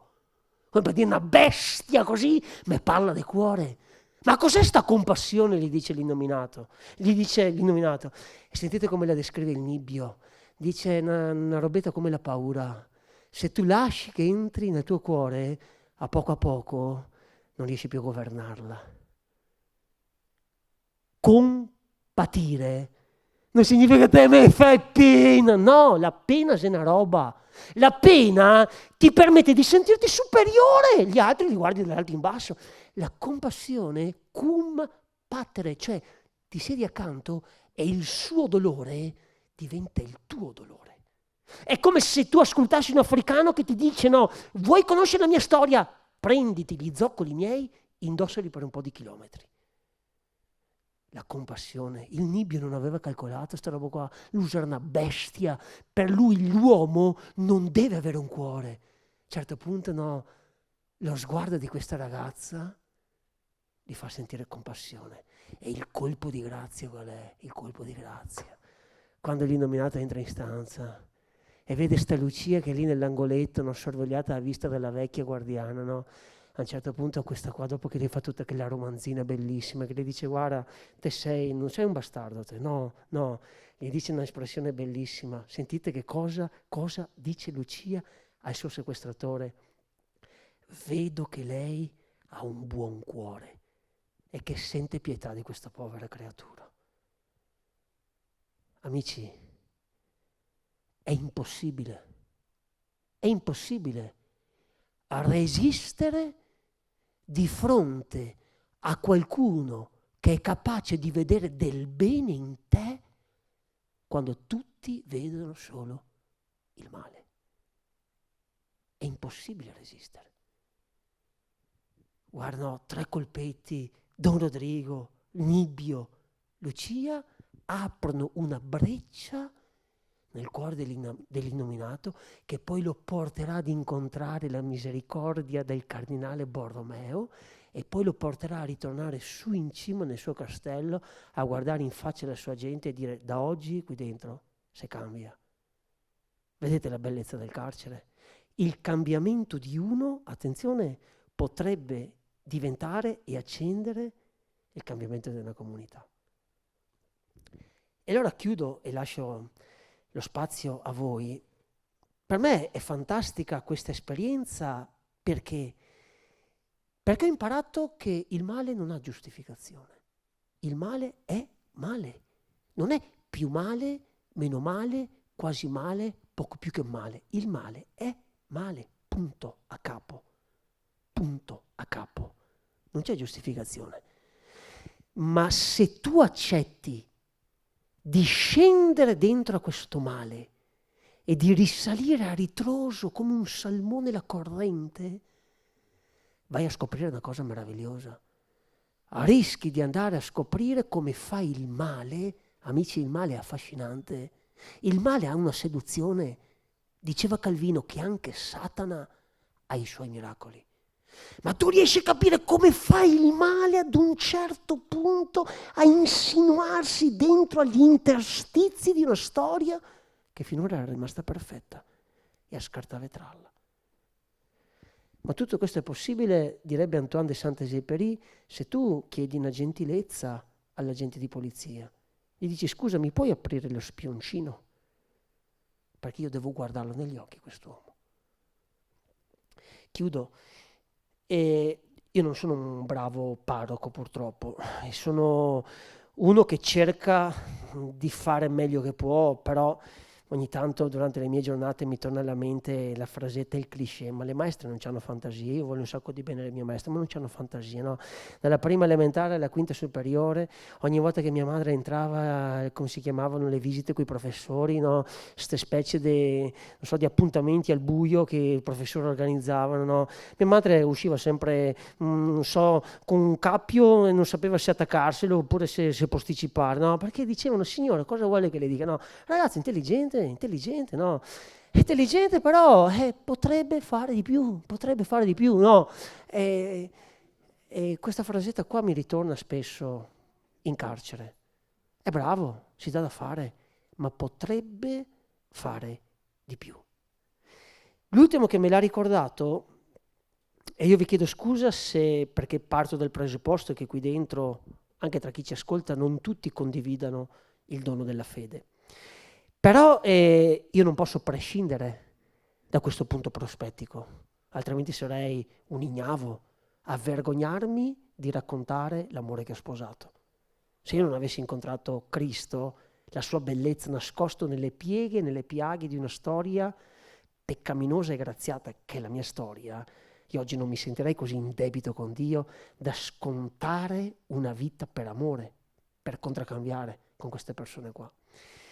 L'altro giorno mi trova una delle nostre volontarie, no, questi minatori, no, che vanno lì sottoterra, portano a casa le pepite, ma nessuno conosce i minatori. Perché se tu vedi una bella signora, non è necessario che sia bella la signora, è importante che sia bello il collier che c'è attorno, no? Tu le vai vicino e dici, scusi signora, bellissimo questo collier, dove l'ha comprato? Sai, l'ho comprato in via Condotti da Cartier, sai, l'ho comprato in via Monte Napoleone da Bulgari. Tu hai mai trovato qualcuno che ti dica, sai, questo qua in realtà, aspetta che ci pensa, sì, l'ho comprato da Bulgari, però in realtà dovrei dirti, no, che arriva da un minatore che è andato sottoterra, ha trovato una pepita, poi l'ha portata a sgrezzare. Chi gliene frega qualcosa del minatore? Però amici, se non ci fosse chi va sottoterra, non ci sarebbe il collier. Questi sono i volontari, questi sono gli agenti di polizia penitenziaria, gente che accetta che il loro lavoro non venga riconosciuto e non venendo riconosciuto sia disprezzato per amore di un sogno. Quale sogno? Vedere un uomo risorgere. L'altro giorno una di queste donne, la percentuale di, cioè, da noi non si tratta di parlare di quote rosa, al massimo si parla di quote blu, non so, dei maschili, perché il 90% sono donne, è un carcere maschile il nostro. E io sono un forte sostenitore che il fiuto di una donna in un carcere maschile fa la differenza. Sono figlio di una terra patriarcale. Quante volte l'abbiamo sentito in questi ultimi 2 anni, no? È il Veneto becero, è il Veneto patriarcale, è il Veneto che disprezza le donne. Io sono nato, cresciuto, sono innamorato del patriarcato che mi hanno insegnato a casa mia. Sono figlio del patriarcato, orgoglioso. Perché il patriarcato a casa mia è questo, che se io una sera ho un dubbio da risolvere, vado da papà, perché siamo una società patriarcale noi veneti. Vado da papà e gli dico, ascolta papà, io ci avrei intenzione di fare questo, tu cosa ne dici? Mio papà mi guarda e mi dice, sai Marco, secondo me sì, potrebbe essere, oppure mi dice, secondo me no, sai, stai sbagliando, però no, secondo me cosa dici se mi dici la sua? E poi finisce dicendo, però fa così, prova a sentire un attimo la mamma. Voi ridete amici, io mi offendo quando dicono che il Veneto è patriarcale. Il Veneto è una terra dove se qualcuno ha incontrato degli uomini e delle donne schifosi, non significa che tutti gli uomini e le donne siano schifose. Il papà fa l'analisi grammaticale a casa, la mamma l'analisi logica. Il papà dice, va dalla mamma che c'ha una visione di insieme. Fantastica sta roba qua. Una di queste volontarie un giorno mi dice, Marco, penso che sia ora che tu vada a trovare Luigi. Luigi è un signore che nella prima vita, che poi non so a che punto sia arrivato, perché io conosco ragazzi che hanno vissuto infinite vite, no, da quante ne hanno vissute nelle loro vite, no. Un ragazzo sui 30 anni che faceva il dissossatore di bovini. Con i coltelli apriva le vacche, le bestie, i tori, i maiali, li portava al macello. Poi un giorno, come direbbe quel grande genio che è stato Giovanni l'Evangelista, Satana entrò nel suo cuore. Lo dice di Giuda. Prima di dirti quello che ha fatto Giuda, ti specifica che Satana è entrato nel cuore. Altrimenti Giuda non l'avrebbe fatto. Satana è entrato nel cuore. Quando Satana entra nel cuore di Luigi, fa la stessa identica operazione che Gesù ha fatto con i pescatori. Cosa disse quel giorno ai pescatori sotto mentite spoglie? Voi, in quanto pescatori, siete i migliori. Nessuno pesca come te, Pietro. Ti faccio un invito, siccome siete in tanti che pescate pesci, perché non peschiamo uomini? Salva il loro mestiere, ma ne cambia la destinazione d'uso. Satana fa lo stesso. Ha guardato Luigi e gli ha detto, tu fai il dissossatore di bovini. Ma quanto ti piace sto lavoro? Era il lavoro che sognava da bambino. Faceva anche 18 ore al giorno sto ragazzo. Satana l'ha guardato e ha detto, guarda, sei il miglior dissossatore di bovini che esista. Ascolta, dissossare bovini lo fanno in tanti. Perché non dissossi una donna? L'ha fatto. Ha dissossato come un bovino la donna che pensava e diceva di amare. Luigi adesso è in galera. Luigi dopo 10 anni, un giorno comincia a farmi strani discorsi. Mi dice: Don Marco, qua dentro uno deve dannarsi. Don Marco, mettimi Cristo nel cuore, altrimenti divento matto. Comincia a percepire la gravità di quello che ha combinato. Non è da tutti. Poi un giorno mi dice: ascolta, avrei bisogno di parlarti. E io, come tutti i bravi parroci: Luigi, martedì? Martedì? Sì, con calma, non è... Martedì vengo. Ma non ho detto martedì di quale settimana, di quale mese, di quale anno. Mercoledì, giovedì, passa. La domenica, non sei venuto? Orco miseria, ho avuto un contrattempo, Luigi. Perdonami, sta settimana vediamo un attimino, giovedì come se... Giovedì vengo. Giovedì, venerdì, sabato, il prete non passa. Mi vergogno. Sono passate 59 settimane. Trovo sta volontaria e mi dice: ascolta, penso che sia il momento. 59 settimane sono 13 mesi. Di quale ragione mi vergogno? Vado su, sto armadio di uomo, ho detto: adesso preparate, è giusto, è giusto, è giusto. Sei un prete, devi dare l'esempio, non devi dire le bugie, devi mantenere le promesse, per quanto possibile, almeno entro questa vita. Oh. Vado su, lo trovo sorridente. Dico: guarda, ti chiedo, tranquilla, tranquilla, non ti devi chiedermi scusa, siamo in tanti qua dentro. I poveri hanno misericordia. Lo so, sta tranquillo. No, Luigi, sta tranquillo, non so arrabbiare. Non devo fare niente, devo stare qua una vita. Oh, l'ergastolo. Sta tranquillo. No, ma... Sta tranquillo, dice. Mi siedo e mi dice: sai l'unica cosa che mi è dispiaciuto di queste 59 settimane? Ho un prete. Sai l'unica cosa? Che tu, Marco, bellissimo quando mi chiamano Marco, non Don Marco, Marco, mi ricordano la mia umanità, che è tale e quale la loro. Mi dispiace solo una cosa, Marco, che tu in queste 59 settimane non abbia forse capito che io non cercavo te, io cercavo Cristo. A me non me ne frega niente di Marco. Io cercavo il prete che mi portasse a Cristo. È stata una sbella in faccia, amici, questa frase qua. Perché ho sentito tutto il peso fallimentare di tante giornate in carcere. Quando mi dimentico che la differenza tra vivere e morire, certe volte la fa quella parolina lì, l'amore. Il giorno Papa Francesco, parlando ad un congresso di giuristi, disse una frase che secondo me, come si dice in gergo, se l'avessero ascoltata tutti farebbe giurisprudenza. Disse questa frase qua: la tenerezza è una maniera inaspettata di fare giustizia. La tenerezza. Sai perché?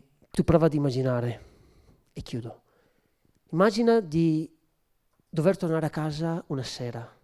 Se una sera d'inverno un viaggiatore, diceva Calvino, ma anche se non sia inverno, estate, primavera, autunno, funziona lo stesso. No, torni a casa dopo una giornata in cui veramente le hai combinate tutte, ma proprio tutte. Che mentre stai tornando a casa dici: Dio, se esisti, fammi una cortesia, che io non incroci nessuno, neanche lo specchio al semaforo, perché me vergogno anche da vedere me stesso. E mentre tu torni a casa c'hai una paura dentro, che è quasi una certezza, che tu troverai qualcuno sulla porta che è lì pronto a rimproverarti, che è lì pronto a chiederti il perché di quelle malefatte, che è lì pronto a rinfacciarti che tu oggi non sei stato quello che tutto il mondo si aspettava che tu fossi quel giorno. E tu sei preparato a questo. Invece arrivi a casa e trovi la porta aperta. Entri con timidezza, vedi che c'è una persona che dice benvenuto, siediti, mangia, fatti a doccia, dormi, domani, se vuoi ne parliamo. Vedete amici la tenerezza? Certe volte fa molto più male trovare una porta aperta, fa molto più male piuttosto che trovarsi sulla porta qualcuno che ti rinfaccia che oggi sei stata una delusione. La tenerezza è una forma inaspettata di fare giustizia. E quando quel giorno Papa Francesco la ripeté in quella brevissima udienza che abbiamo avuto con lui, ormai abbiamo perso il conto noi delle udienze con Papa Francesco, era il vero parroco del carcere dei Palazzi per 10 anni, io ero il cappellano al suo servizio, l'unico vescovo papa del quale accetto di fare il cappellano, era lui il vero parroco, era lui che scriveva di mano, a mano sua. Sono venuto a scoprirlo dopo che è morto, teneva un rapporto epistolare con 7 ragazzi del nostro carcere, epistolare. Quando disse questa frasetta a Carletto, che era lì seduto vicino a lui, gli disse: Papa Francesco, sai qual è stato l'incontro più bello che io ho fatto in carcere a proposito di tenerezza, dice. E io ovviamente cosa mi aspettavo? Che dicesse: ho incontrato Don Marco, mi ha fatto rinascere. Ringrazio il buon Dio, se non avessi incontrato Don Marco non sarei quello che sono. Invece Carletto è un povero che non bara. Papa Francesco con quello sguardo misericordioso ha detto: raccontami, qual è stato l'incontro più bello? In 18 anni di galera. L'ha guardata e le ha detto: ho incontrato me stesso. E Papa Francesco gli dice: e cosa hai scoperto? E Carletta col sorriso l'ha guardata e le ha dato una risposta da premio Nobel per la carità. Ho scoperto che sono tanto bello e non mi ero mai accorto di quanto bella è la mia storia. Ho incontrato me stesso. Tanto di cappello.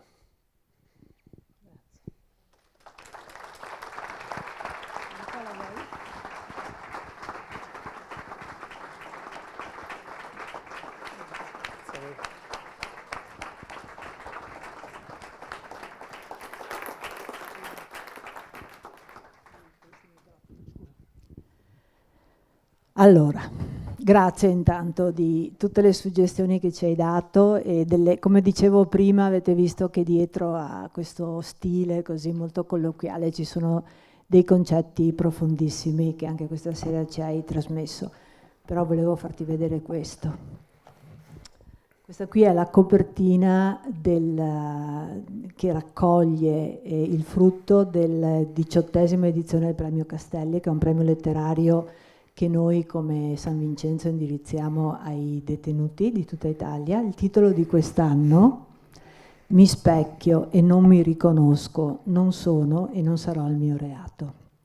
Quindi riprende in pieno alcuni dei concetti che hai espresso, perché, e ti ringrazio anche per aver nominato il nostro fondatore Federico Zanam, perché lui da giovane, come hai detto tu, ci ha proprio indicato la strada, che è quella di riconoscere la dignità delle persone. Noi quando agiamo in senso lato, poi questa sera ovviamente io parlo in modo particolare con le persone più fragili, che sono quelle con cui abbiamo a che fare in carcere fuori, noi vediamo sempre nell'altro il fragile, ma vediamo sempre la persona, quindi non il reato, ma la persona che sta dietro. E mi ha suggerito quello che hai detto, di rivedere un attimo in questo libretto vengono raccolti i tre premiati, le storie dei 3 premiati. Quest'anno abbiamo introdotto anche la categoria minori, quindi abbiamo 2 maggiorenni e un minorenne, e poi i segnalati, ce ne sono altri 11 perché 10 non bastavano, ne abbiamo aggiunto uno in più, un minorenne tra l'altro. Allora, questo ragazzino che viene dal carcere di Catania e che, tanto per dire come funzionano alcune carceri, ci ha raccontato, perché è stato con noi 3 giorni, accompagnato insieme a un suo collega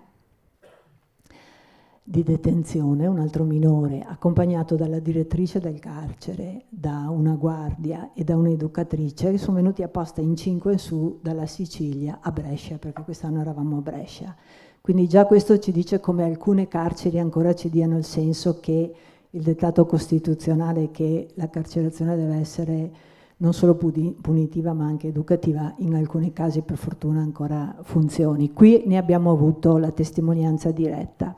Ma questo ragazzino, che si è fatto chiamare Liberato, parla proprio di ciò che tu hai citato prima, no? Cioè il fatto che il carcere possa essere anche un inizio, non necessariamente una fine. Lui era un ragazzino, viene da un quartiere piuttosto difficile, il padre era stato in galera, però tutto sommato a me quella sera ha detto io ero anche un bravo ragazzo.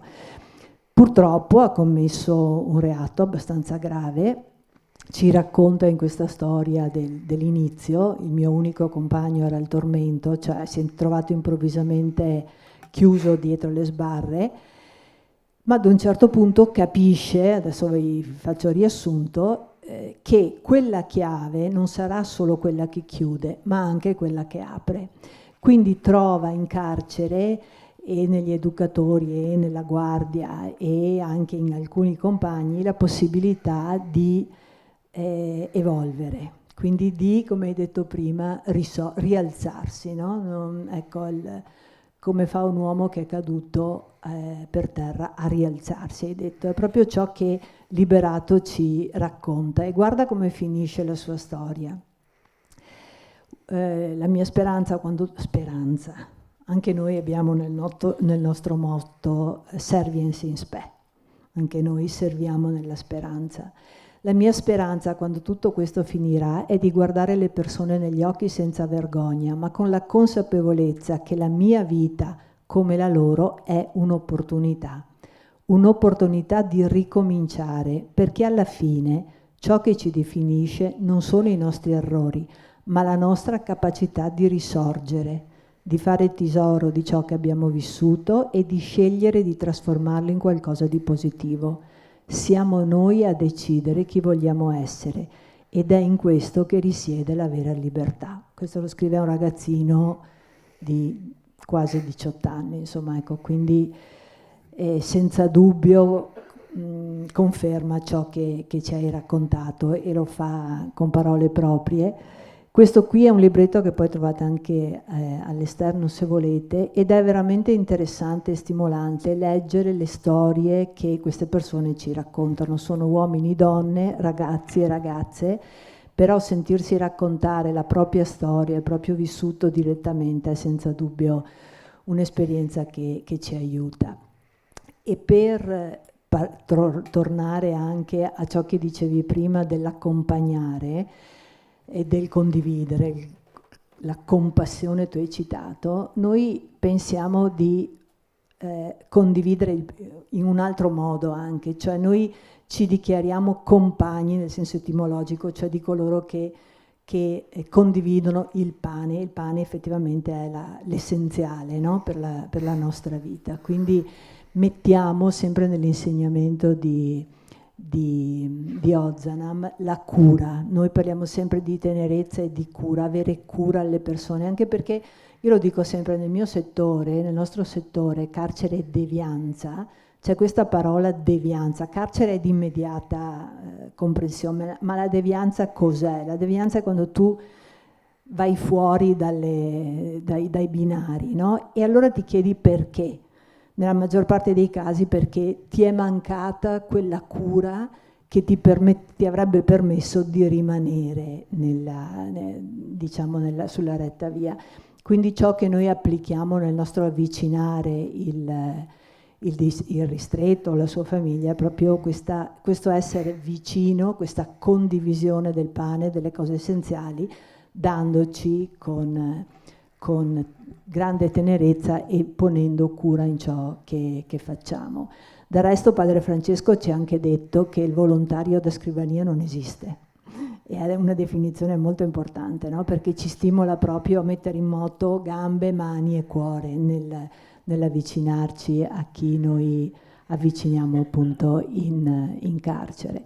Però, siccome siamo cittadini e cittadine italiane, sappiamo che la Costituzione ci dice che il carcere deve essere riabilitativo, per cui per tornare alla nostra essenza di volontari, diciamo che non è che ci mettiamo solo il cuore, ma ci mettiamo anche la consapevolezza del nostro essere cittadini e di quello che è il nostro compito.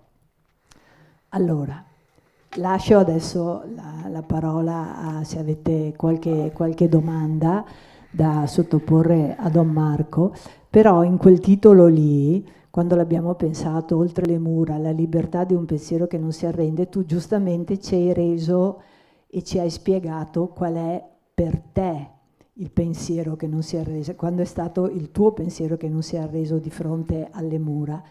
Però a noi piace anche capire, indagare, quando parliamo con i detenuti, quando leggiamo i loro scritti, quale sia il loro pensiero e perché il loro pensiero non si arrenda. Forse ce l'hai raccontato un po' nell'ultima storia, no? di questo condannato. Poi quando parliamo di Ergastolani è sempre, per noi fuori è sempre ancora più difficile, perché è vero, quando tu entri in carcere cominci a sentire 1, 2, 3, 4, 5 chiavi che si chiudono, 17, e alla fine fai l'evento, parli con loro, hai questo momento di convivialità, poi tu esci e le chiavi si richiudono alle tue spalle, tu esci ma loro restano dentro, hai proprio la sensazione fisica di cosa sia la limitazione della libertà. Eppure nei loro scritti loro parlano, spesso, non sempre ovviamente, alcuni, non tutti purtroppo, del pensiero che non si arrende. Quindi forse anche questo è un tema sul quale potremmo discutere. Sì, se permetti c'è una piccola correzione che ti vorrei fare, ma non è per saccenteria, è che la grammatica fa la differenza, no? La Costituzione non dice che il carcere deve essere rieducativo. No, neanche... sì. Usa un verbo meraviglioso. Dice che le pene, non la pena. Il carcere dovrebbe essere l'estrema ratio, cioè è una mamma che dopo aver provato a far ragionare suo figlio, avergli prospettato la vita schifosa che gli spetta se percorrere dopo averne parlato, cioè basta, gli fa trovare le valigie fuori, l'estrema ratio. Invece oggi cosa succede? Che intanto lo mettiamo in carcere, dopodiché vediamo. Ok? Dice le pene devono tendere alla rieducazione del condannato. Guardate che la Costituzione sono parole al bilancino. E a me commuove che a fare la brutta copia, a scrivere le prime bozze di quella che è stata definita a ragione la Costituzione più bella del mondo, che non significa la più osservata dopo, la Costituzione più bella del mondo. Pensate che anche l'America di Obama, di Trump, di Bush, di Clinton, di Reagan è andata a spilucchiare dentro la Costituzione italiana per darsi la sua Costituzione. Cioè io sono figlio orgoglioso, ok, di avere come madre una Costituzione che è di sana e robusta Costituzione. Le pese le parole, devono tendere.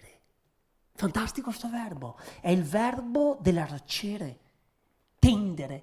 Questo verbo calcola anche la possibilità del fallimento. Cioè, come se dicessero, devono fare di tutto per, sapendo che si può anche fallire, ma l'importante è mettercela tutta. Quindi non il carcere come istituzione, le pene. E amici, forse su questo magari non mi troverete d'accordo, però non importa, non è materia di fede, siete liberi di contraddirmi. Io penso che della pena debba fare parte una percentuale di punizione. Ma non perché sono sadico, ma non perché è bello vedere l'uomo soffrire, ma è perché se tu non sperimenti nella tua pelle, nella tua storia, nella tua anima una certa sofferenza, non riesci ad allinearti alla sofferenza della persona che hai ferito. E questo però ci ricorda anche una cosa meravigliosa, che la pena toglie la libertà, ma non toglie la dignità. Non è che perché un uomo è senza libertà, allora io ci posso fare quello che voglio. No, quell'uomo ha una dignità che è molto più grande della libertà. E poi la seconda piccola correzione, ma perché a me piace tantissimo quando sono lì in carcere provare a riflettere su queste cose. Non sono guardie. altrimenti giochiamo a guardie e ladri. Perché se è vero che l'uomo non è il suo reato, allora l'uomo non è neanche il suo lavoro. È bellissimo, agenti di polizia penitenziaria.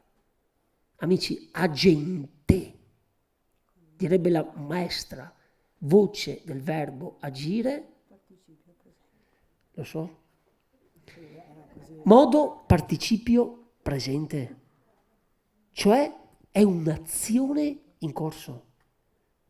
Quando il mio teologo di riferimento, ci tengo sempre a definirlo così perché faccio impazzire ogni tanto, no, i miei detrattori uomini di chiesa. Io ho un teologo di riferimento fantastico, oltre a Papa Ratzinger, ed è Henri De Luca, che si definisce non credente. Io vorrei avere un briciolo della fede di Henri De Luca. Quando lui parla di chi ha fede, dice: avete mai notato che si dice credente, non creduto? E qui sta la differenza. Se dicesse creduto, basterebbe una volta, per sempre, credente è la fatica quotidiana. Agente. Ve l'avete insegnato a voi che una delle tre gambe? L'azione. Noi abbiamo questi agenti, cioè gente che mette in moto dei processi. Conosco degli agenti di polizia penitenziaria che fanno 10 milioni di volte meglio il lavoro che dovrei fare io. E qual è? Ascoltare. Voi avete presente quella strana sensazione? In carcere magari è tutto più evidente, no? Perché non essendoci la libertà di movimento si viaggia, si fanno voli transoceanici in business class negli sguardi. Avete presente quando voi state parlando con una persona e hai la netta percezione che non ti ascolta, sta solo aspettando di parlare lei? E tu no, hai la sensazione che lei ti sente dei suoni, dei rumori, ma non ti ascolta. Perché per sentire basta l'orecchio. Ascoltare è una questione cardiaca oltre che di udito. E mi piaceva questa cosa, perché altrimenti noi pensiamo che il carcere sia un corpo morto. Invece è qualcosa in movimento. Fuori magari non sembra. Voi potrete dirmi fanno di tutto per bloccarlo, ma è bellissimo. È perché il vento rema contro che l'aquilone si alza. Se fosse a favore si impantana. Pensate se domani mattina il DAP dicesse, non so, i volontari fate voi, no, tutto quello, che triste. Sapete perché? Perché ucciderebbe la mia fantasia. Io invece devo cercare con una fatica assassina, perché ogni mattina cambia regole. No, con la fatica assassina cercare di accendere la creatività e la fantasia del bene. E questo per me è affascinante perché mi fa capire che è rivoluzionaria la figura di un volontario dentro al carcere. Io certe volte quando si lamentano dico ai nostri agenti: a me piacerebbe solo una cosa, se solo potessi, ok, sapere che poi si può ritornare allo stato attuale. Mi piacerebbe una mattina che non entrasse più nessuno, eccetto gli agenti di polizia e chi ci lavora qua dentro. Voi lo sapete che quel giorno sarebbe un giorno triste? Perché? Perché significherebbe che inizia a mancare qualcuno che ti aiuta a trovare un significato alla pena che stai scontando. Perché se tu ci trovi un significato, anche un ergastolo, dico l'assurdità, anche un ergastolo, invece che essere una chiave che chiude, è una chiave che apre. Ma se io non trovo un significato alla pena che sto scontando, anche un giorno di galera diventerà un inferno. Ed è per questo che un giorno, quando è uscito un ragazzo, no, a proposito della libertà, un pensiero che non si arrende, mi piace il pensiero che non si arrende, ma non deve neanche diventare un'ossessione, perché un conto è la liberazione, un conto è la libertà. Per ottenere la liberazione basta un fine pena. Come gli alpini, quando si andava ai tempi, io non l'ho fatto, si andava a militare, si segnava ogni mattina -1, -1, -1. Per la liberazione è una sciocchezza, arriva, basta avere un fine pena. La libertà è difficilissima. Tant'è vero che il popolo di Israele, quando è stato salvato dall'Egitto, Dio è riuscito a fare il 50% del suo sogno. Qual era? Ha tirato via Israele dall'Egitto, ma non è ancora riuscito a tirare via l'Egitto dal cuore di Israele.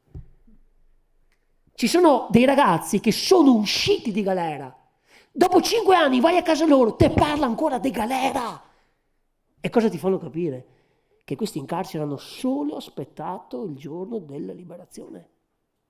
Ma la libertà, lo dice Henri De Luca, quando il popolo entra attraverso il Mar Rosso, entra nel deserto. Quella è la prima immagine della libertà. La libertà è un deserto. Proprio l'altro giorno sono andato a trovare un ragazzo che ha iniziato a lavorare in un'azienda della nostra terra e mi ha detto una cosa bellissima. Lui che è uscito in punta di piedi, sembrava, non so, che fosse entrato nel paese dei balocchi. Mi dice: no Marco, sono passati 2 mesi, finita la luna di miele. Cosa mi vuoi dire? Che fatica la libertà. E questo è un ragazzo condannato alla pena dell'ergastolo. È una fatica la libertà. È una cazzatina la liberazione. Basta avere un fine pena. Per la libertà occorre che ci sia qualcuno che ti insegna a gestirla questa libertà. Altrimenti, sembra un paradosso, diventa la prigione più torturatrice della prigione che tu hai abitato. Ecco perché mi dà sempre fastidio quando dentro il nostro carcere c'è qualche incontro e preparano addirittura i foglietti e prima di raccontarti la storia dici: innanzitutto devo ringraziare il Signore, la Signora. Mamma mia, che nervoso, perché? Perché tu sarai nella vita, un conto è essere riconoscenti, è bellissimo, un conto è diventare dipendenti. Ma voi me lo insegnate, siete papà, siete mamme, tanti di voi. Non c'è cosa più bella di vedere un figlio che ad un certo punto cammina per conto suo e tu stai lì a contemplare i voli. Certo che rientrerà in gioco, quando? Quando sbaglierà e non ci sarà nessuno, altrimenti lo contempli. Questo mi piace, perché se voi guardate anche tutte le parole che vengono usate in carcere, sono tutte parole che tendono a creare degli infanti, quelle poche parole che ci sono che richiamano il movimento, la gente, le pene così. È bello salvaguardarle, perché da come tu usi le parole che racconti anche l'immagine che c'hai dentro di una realtà o di cosa ti piacerebbe che fosse quella libertà. Quindi è bellissimo il pensiero. La libertà di un pensiero, la libertà di un pensiero che non si arrende. Ma amici, quando succede questo? Non è un colpo di fortuna. Succede quando qualcuno legge un libro, quando qualcuno incontra qualcun altro. E questo qualcun altro si siede e gli dice: ascolta fratello, ma tu lo sai che dentro c'è una storia bellissima, te la posso raccontare.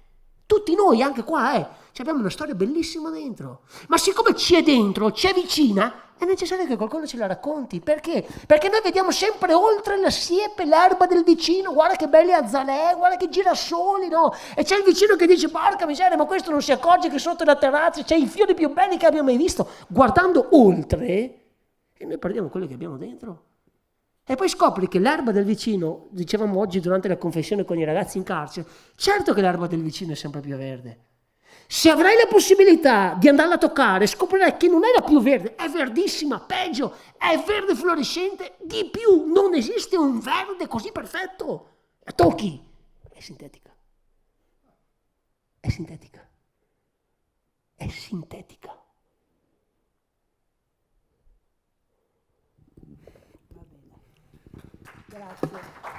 Grazie.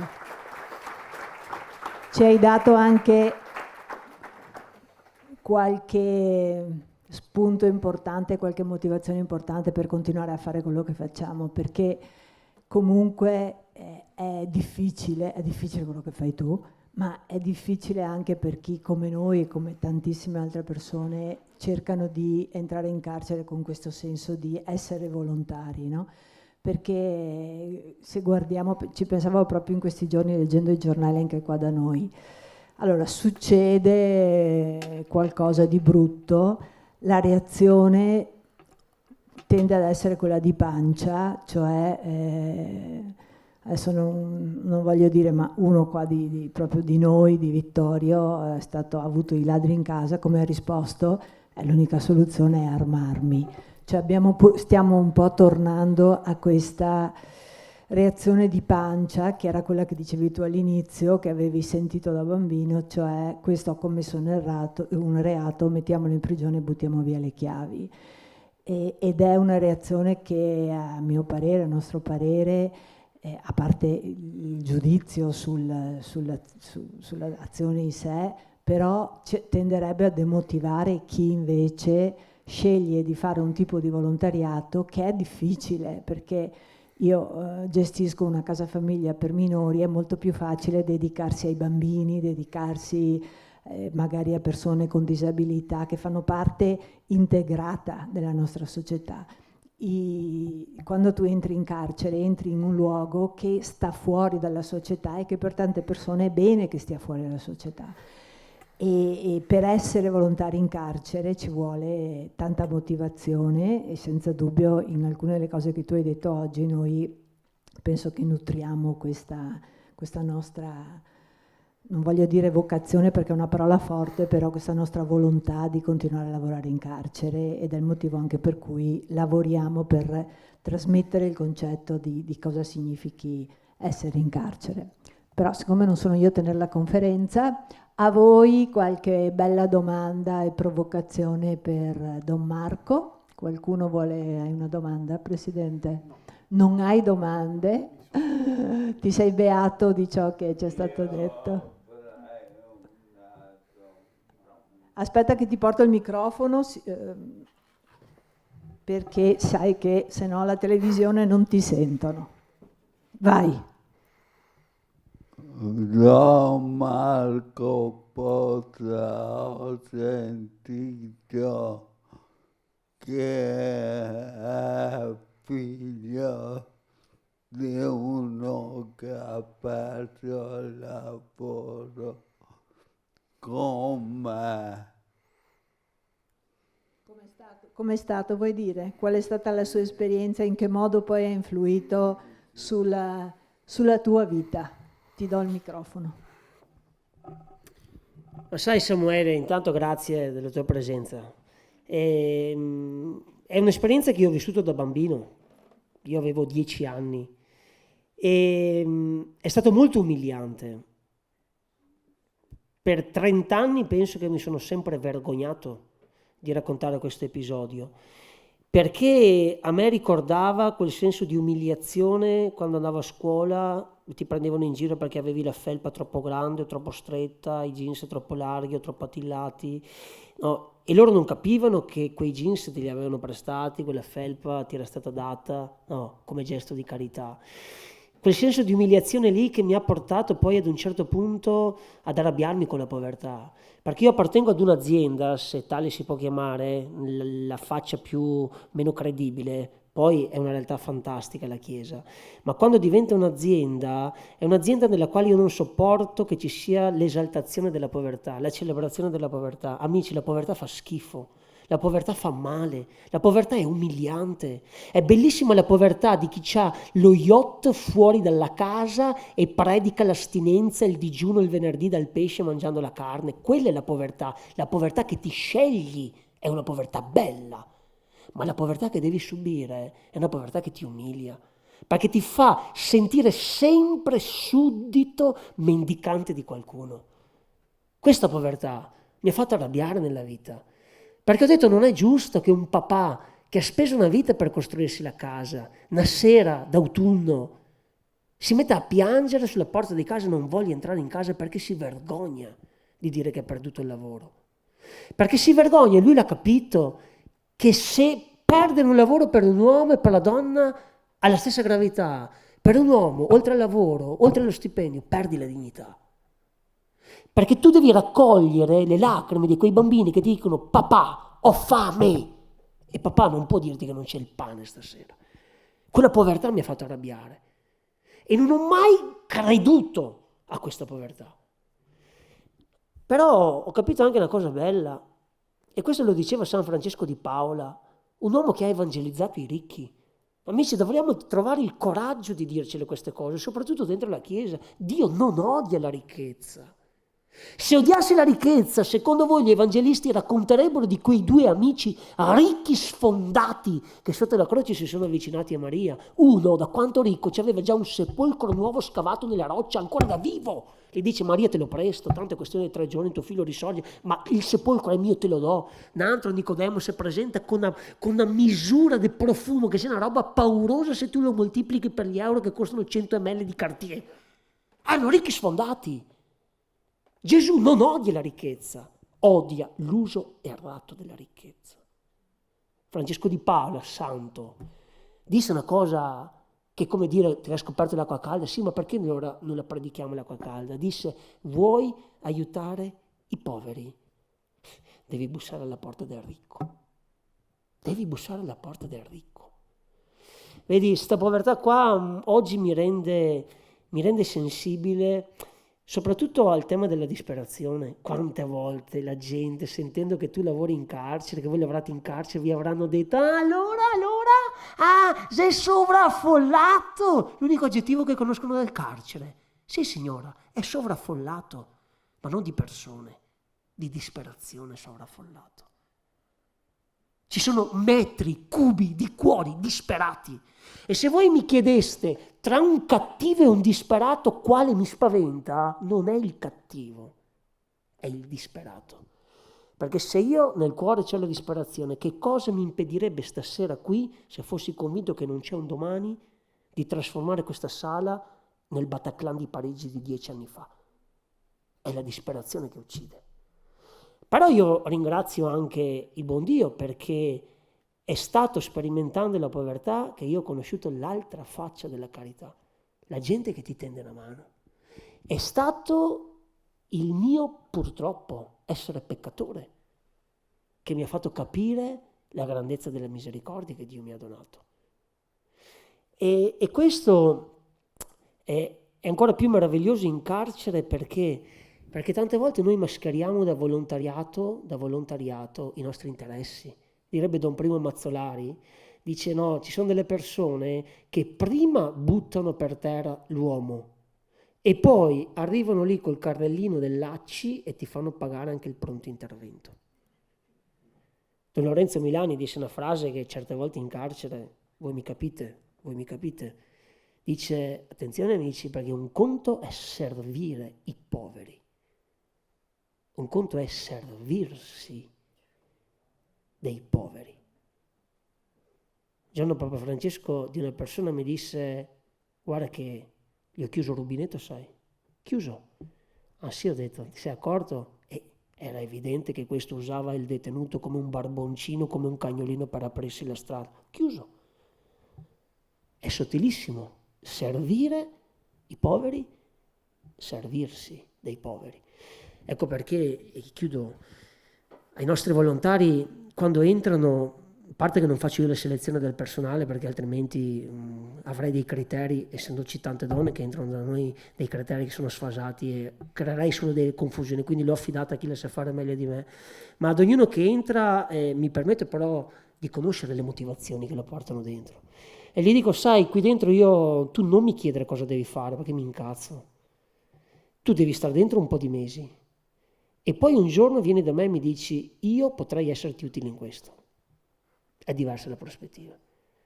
Tu non vieni da me a dirmi se avessi un progetto più bello farei più soldi, se avessi più soldi farei un progetto più bello, io mi arrabbio. Tu devi venire da me e dirmi se avessi un progetto più bello farei più soldi. La differenza non la fa l'importo, la fa l'idea. E io do sempre questo criterio.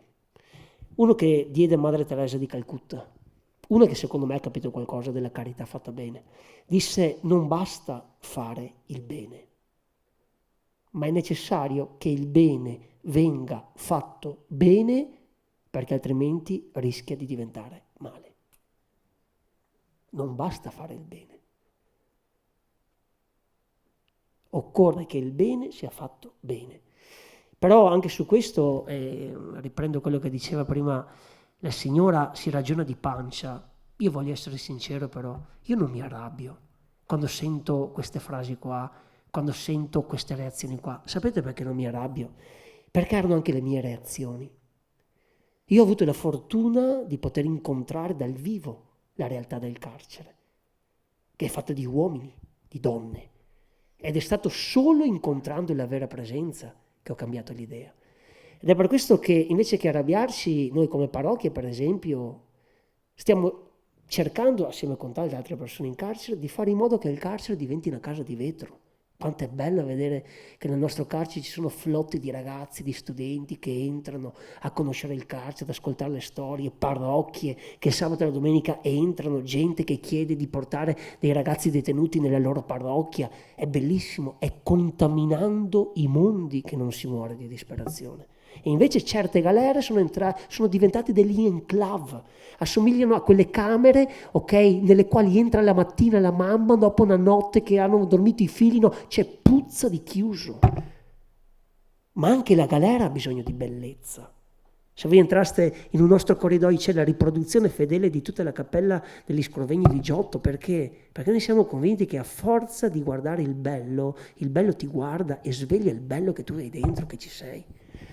Quindi sai, considero oggi una grazia aver toccato da bambino il tema della povertà, perché mi fa amare ancora di più la ricchezza quando la trovo. Dico, siccome tu sei ricco, allora dammi una mano ad aiutare questi poveri qua. Ma ribadisco, la povertà fa schifo. È bella la povertà che ti puoi scegliere. Se tu ti puoi permettere di vestirti da Trussardi o da Armani o da Louis Vuitton e ti vesti da straccione, quella è una povertà bella. Ma non è bello chi deve indossare un sacco delle immondizie perché non ha vestiti. La povertà fa schifo quando la subisci ed è umiliante.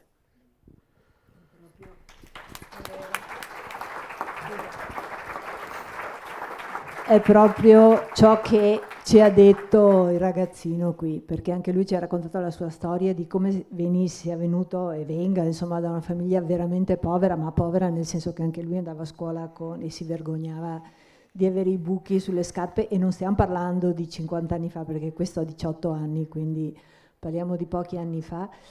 E mi ricordo, eravamo a cena quella sera e gli hanno portato una roba, non gli piaceva, mi ha detto, sai, io questa roba qua non mi piace, però non ho la forza di lasciarlo qui perché io ho provato la fame. Allora, il messaggio che ci ha passato è proprio questo, cioè la povertà fa veramente schifo. Cioè io ho avuto la sfortuna di nascere in quel contesto che senza dubbio non mi ha aiutato, però anche lui ha parlato poi del padre come figura di riferimento, perché anche il padre era stato in galera, ha avuto una vita difficile, ma alla fine per lui era, quando il padre si è riscattato grazie alla mamma, perché è stata la mamma a salvarlo, e è diventato la sua figura di riferimento, che adesso incontra la domenica, lui si è messo a studiare, sta facendo una scuola che gli darà un futuro, e quindi in questo senso probabilmente ci ha anche parlato del suo pensiero che non si arrende e che gli può dare un futuro. Bene, allora dai, qualche suggestione, qualche idea, qualche domanda? Prego, aspetta che arrivo. Vai.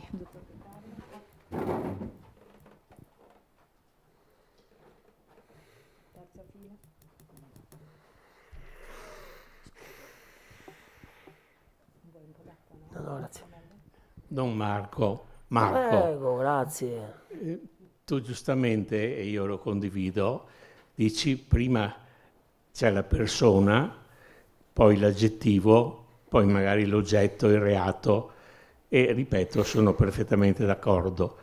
Ma mi domando, se quella persona dopo 5 anni che è stata in carcere magari esce per un indulto, per un condono, per una grazia, e dopo una settimana delinque un'altra volta e poi torna in carcere e poi dopo 7 anni esce e delinque ancora e quindi continua a delinquere. È ancora persona o diventa rifiuto della società, diventa feccia? Va bene che il Vangelo ci dice che bisogna perdonare non 7 volte ma 70 volte 7, ma a un certo punto ci si deve domandare se questa è ancora persona o è meno di una persona. Tu cosa ne pensi?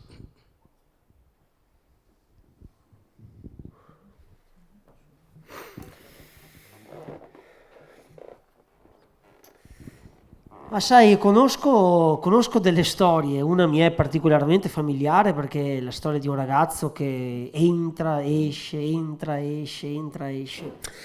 Io non ti saprei dare, sai, una risposta. Mi sono fatto un'idea, che tu immagina di essere dentro ad una cella, no? E per una vita, che vuol dire anche solo 10 anni, 5 anni, poi magari sono 15, 20, tu senti la gente che passa davanti alla tua cella e ti dice: sei una merda, sei un fallito, sei il disonore della famiglia, nessuno te lo perdona, quando uscirai ti sbregheranno la carne, ma non ti vergogni, guarda che faccia hai tradito la fiducia, sei il disonore della città. E te lo senti ripetere per 5, 6, 7, 8, 9, 10 anni. Succede che alla fine finisci per crederci che tu sei quello lì. Ma se tu un giorno sei dentro la cella e sei abituato a sentirti ripetere sempre queste cose qua, e passa davanti alla tua cella una persona che si ferma e ti dice che dentro tutto quel male c'è una fiammella bella, tu una domanda te la fai, dici ma io valgo ancora? Certo, sai quante volte noi non dico noi, io non sono un volontario, sono un dipendente, no, ma assieme con i miei volontari quando succede un fallimento, se poi si può chiamare fallimento, noi preferiamo chiamarlo un tentativo errato di felicità, ma comunque poi sulla grammatica possiamo disquisire fino a mattina, non ci veniamo fuori, no? Ma ho in mente quando Antonio, un ragazzo sul quale ci abbiamo investito, ma non solo economicamente, di cuore proprio, no? È il fratello che io ho trovato in carcere, la mia età, l'anno che io sono diventato prete, lui è entrato in galera, tutto così, no? Combaciava nel bene e nel male, così, no? A un certo punto lo mettiamo fuori, cioè, e torna a rapinare. E io mi ricordo la mattina uno dei nostri volontari che aveva seguito con me, Antonio da vicino, mi dice che desolazione, dice abbiamo fallito. E ho detto sai, non penso che noi abbiamo fallito, non è il fallimento nostro, è il fallimento di Antonio. Cioè, e noi, no, come dice anche Eraldo Affinati in un bellissimo testo, noi dovremmo avere anche una consapevolezza che noi non riusciamo a salvare tutta la persona. Noi riusciamo a salvare delle macchie, come il giaguaro, no? Salviamo delle macchie e ci basta, sapete perché? Perché abbiamo la speranza che se qua c'è una macchia salvata e qua ce n'è un'altra, attraverso dei fili misteriosi cominciano a toccarsi e di due macchie ne vengono fuori una più grande. Ma noi non possiamo salvare le persone, salviamo delle parti di persone. Ed ecco perché se di una famiglia siamo riusciti, non so, a far ottenere la cittadinanza italiana ai bambini perché suo padre era latitante e suo padre è uscito da galera, torna in galera, noi abbiamo salvato quei bambini lì. E invece il gioco del demonio qual è? È quello di farti rendere più evidente quello che non sei riuscito a fare rispetto a quello che fai. Poi sai, gente che esce, che entra dal carcere, un fallimento, io ti vorrei raccontare quante volte sono entrato in confessione e sono uscito, entrato e uscito a confessare i soliti peccati, uscendo ed entrando a riportare gli stessi e vedo che Dio non si stanca mai di me. E quindi sai, io cerco, certo voi direte tu sei prete, sì ma prima di essere prete sono un uomo e mi torna alla mente anche con Antonio, sì c'è la rabbia, c'è il dolore, la sofferenza. E poi mi viene sempre in mente un episodio che diceva il nonno, diceva mi ricordo era ancora il villaggio Marzotto, avevo 6 anni quando mi fece questo ragionamento geniale il nonno, poi l'ho capito dopo 30 anni, no? Un giorno stavo scavando la classica buca, no, con il mio badiletto di plastica, con i miei cugini e tutto, no? A un certo punto no, ho preso il badile, l'ho spaccato, no? Perché avevo lavorato un'ora, cioè non avevo trovato l'acqua, eravamo a 5 metri dal mare, io ho 6 anni, no? Scava. Insomma il nonno che conosceva il mio carattere un po' eclettico, no? Ha lasciato che io mi sfogassi, poi mi ha ripreso, mi ha detto vieni qua con me, no? Nonno c'aveva più forza di me, prendi il badiletto di plastica, no? Fica giù, tira sulla sabbia bagnata, e mi dice ricordati Marcolino che se tu scavi 5 metri ti fermi e l'acqua è a 6, tu hai scavato 5 metri per niente? È sempre l'ultima chiave del mazzo che apre la porta. Per fare questo, amici, serve una speranza illimitata, una fiducia irrazionale, una forza di volontà che la tradizione cristiana chiama buona volontà. Dopodiché, sai, è il prezzo della libertà. E non c'è uno scampo, perché se tu porti a riparare una macchina in officina e vai a riprendertela, se non sei proprio sprovveduto, prima di pagarla, dici al meccanico, scusi, posso fare un giretto nel piazzale? perché sai, potrebbe essere perfetta ma ci manca il motore. Noi non abbiamo altro modo di provare a vedere se una persona è cambiata se non di rimetterlo nella società, sapendo quello che voi già mi direte. E se entrando nella società fa ancora del male, questo è il rischio della libertà. Ma io di tranquillo, di sicuro, conosco solo la schiavitù, che ti dà sicurezza. La libertà è un rischio. Sai, discorso difficilissimo quando c'è di mezzo il sangue, quando ci sono di mezzo le persone uccise, le persone morte. E qui, no, il discorso si infittisce perché di tutti i reati possibili, immaginabili, tu puoi prevedere una restituzione. Ho rubato, restituisco, ho fregiato il Colosseo, lo faccio restaurare, ti ho fatto del male, ti chiedo scusa. Se io ammazzo, non c'è un gesto di non ritorno. E questo me lo spiegò un ragazzo un giorno quando mi disse: sai Don Marco, io un giorno potrò dire di essere un ex detenuto, un ex ladro, un ex brigatista, ma non posso dire di essere un ex assassino, perché lo rimangono per sempre. E questa crudeltà io penso che noi la dobbiamo raccontare ai ragazzi. Io ho sempre ammirato una signora con la quale non condivido il dono della fede, non condivido tanti suoi modi di fare, no? E Ornella Favero, ho sempre ammirato però, e ho preso spunto da lei, sul fatto che la vera educazione civica è questa: far conoscere ai ragazzi che nell'urbanistica di una città ti spiegano che oltre alla cattedrale, al museo, addirittura c'è il cimitero. Ma quanti ti raccontano che c'è anche il carcere? Eppure a Napoli le mamme dei detenuti dicono meglio il suono delle cancelle che quello delle campane.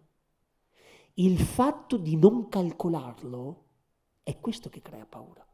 Perché quando tu nasci e cresci, tu calcoli tutto. Calcoli di non trovare un lavoro all'altezza dei tuoi sogni, calcoli di sposarti, che il tuo grande amore ti tradisca, calcoli che ti muoia un figlio giovane, calcoli di morire tu giovane, calcoli di entrare un giorno all'ospedale con un raffreddore e uscire con un cancro in metastasi, calcoli che ti salti per aria da casa, calcoli di dover accompagnare tuo figlio in cimitero dopo avergli dato... Calcoli tutto, calcoli tutto. Non calcoli mai l'esperienza del carcere. E quando ti succede è qualcosa che ti piomba addosso. Per cui mi piace pensare che le cose cambiano se qualcuno trova anche il coraggio di farle cambiare. Stamattina un volontario mi ha un po' riproverato perché però premetto che se uno non sa la confidenza che c'è, l'amore che io nutro nei confronti di questo ragazzo, il che non giustifica il male che ha fatto, che è bestiale, non riesce a capire il senso di questa battuta. Ma questo ragazzo con il quale viviamo, penso da 10 anni in galera assieme, conosco la sua storia, il suo dramma, stiamo lentamente cercando di accarezzare questo dramma in modo da renderlo più malleabile. Anche oggi dissi a sto volontario: aspetta un attimo, devo chiedere una cosa a sto ragazzo. È venuto lì e ha detto: guardami, mamma e papà come stanno? Lui col sorriso mi ha detto: sai che mi sono apparsi anche stanotte e mi hanno detto se sto facendo il bravo. Ma questo ragazzo ha ucciso la mamma e il papà. Ma io chiedendo a questo ragazzo: come sta la mamma e il papà? È come se dicesse a questo ragazzo: Vecchio, se noi non abbiamo presente chi non c'è più, non possiamo pensare di diventare diversi da chi eravamo quando abbiamo fatto scomparire queste persone. È Davide che lo insegna nel Salmo 50, quando si rivolge a Dio pentito, il miserere, e dice: il mio peccato mi sta sempre dinanzi, perché peccando contro di te ho peccato contro di te. Ma se tu non sai l'amore che ci nutre con questo ragazzo, tu dici: ma non puoi offenderlo, hai ragione. Ma se tu con amore gli fai amare ciò che non è più amabile nella sua storia, questo ragazzo un giorno potrebbe anche arrivare a dirti: sai cosa ti dico, magari dopo 30 anni, ma ne vale la pena, sai che mia mamma e mio papà non sono morti in vano. Meglio, mi correggo, chiedo scusa, sai che mio papà e mia mamma non li ho uccisi in vano. E allora ti nasce l'espressione, che sembra un gioco di parole ma non lo è. La galera ne è valsa la pena. La pena. Proprio io sento l'esigenza, anche oggi quando l'ho incontrato, ho detto, guardami, mamma e papà dove stanno? Come glielo chiederesti ad un amico? Come stanno mamma e papà?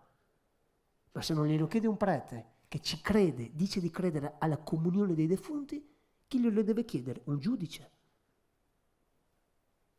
Quella volta padre Vittorio mi insegnò che nel carcere c'è la bruttezza, non mi illuse. C'è la bruttezza, ma tu attraversala cercando di fare in modo che non ti abbruttisca. Ma c'è la bruttezza.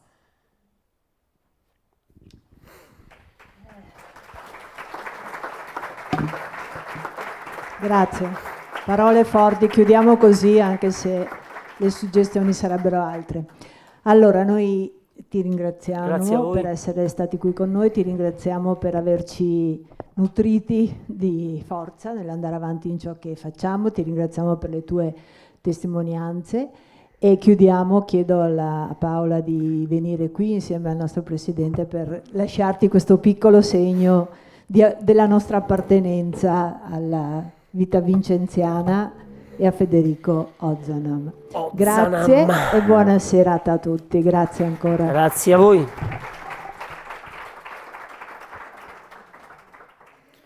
Devi dire qualcosa? No? Solo ringraziarla tantissimo. Grazie a te. Grazie. Grazie a te. Grazie a tutti. Grazie. È la storia della Società di San Vincenzo De Paoli in Veneto SPA e o no? Trentino. Società? In che senso? È il nome. Sì, immagino perché si è nominato... Noi siamo abituati con le società a delinquere, no? Di stampo mafioso. C'è anche la società del bene, per fortuna. Non mi sono ancora abituata al modo di fare di Don Marco. No, grazie. Grazie di cuore. Grazie infinite. E grazie anche di tutto quello che fate anche nella nostra realtà di Padova. Non vorrei sbagliarmi, ma penso che la manovalanza più bella di chi, degli operatori carcerari volontari, penso che ci abbia delle radici condivise assieme con voi, con la società di San Vincenzo De Paolo. Quindi, pur non conoscendoci, ci abbiamo un santo che ci accomuna, diciamo. Quindi grazie davvero di cuore a voi per quello che fate e a voi grazie dal cuore per la misericordia che avete usato nell'accogliere delle parole che io per primo ammetto che sono impopolari da ascoltare, se non si ha la grazia, la fortuna di vederle in diretta mentre accadono dentro le galere. Quindi non auguro al peggior nemico un minuto di galera, ma se potessi fare un augurio alle mie nipotine è di avere la possibilità da libere di entrare un minuto in galera per vedere il peso della libertà.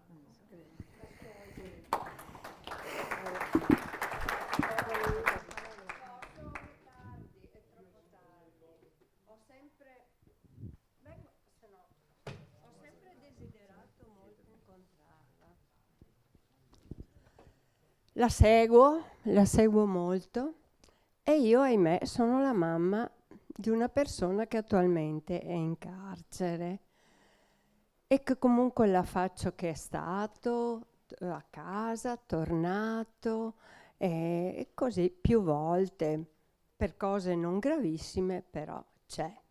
Io inizialmente soprattutto ho sentito molto il peso delle persone anche a me vicino, anzi forse delle persone più vicine a me, colpevolizzandomi di non avere tirato su un ragazzo a modo. Questa è una cosa che mi ha e continua a portarmi dietro, mi fa molto male. Io e mio figlio siamo noi due, la famiglia, perché il papà c'è ma non esiste e siamo molto legati, molto. Tanto è vero che una guardia carceraria, che io ho sempre trovato delle guardie carcerarie di una squisitezza straordinaria, penso che sia anche dovuto al modo di cui ci si pone a queste persone. E mi ha detto, una delle ultime volte mi ha detto: signora, venga, il mio figlio è già grande, 49 anni. Signora, mi ha detto, venga più spesso che può trovare suo figlio, perché ha bisogno di lei. Lui si comporta bene in carcere, lui è bene, diciamo.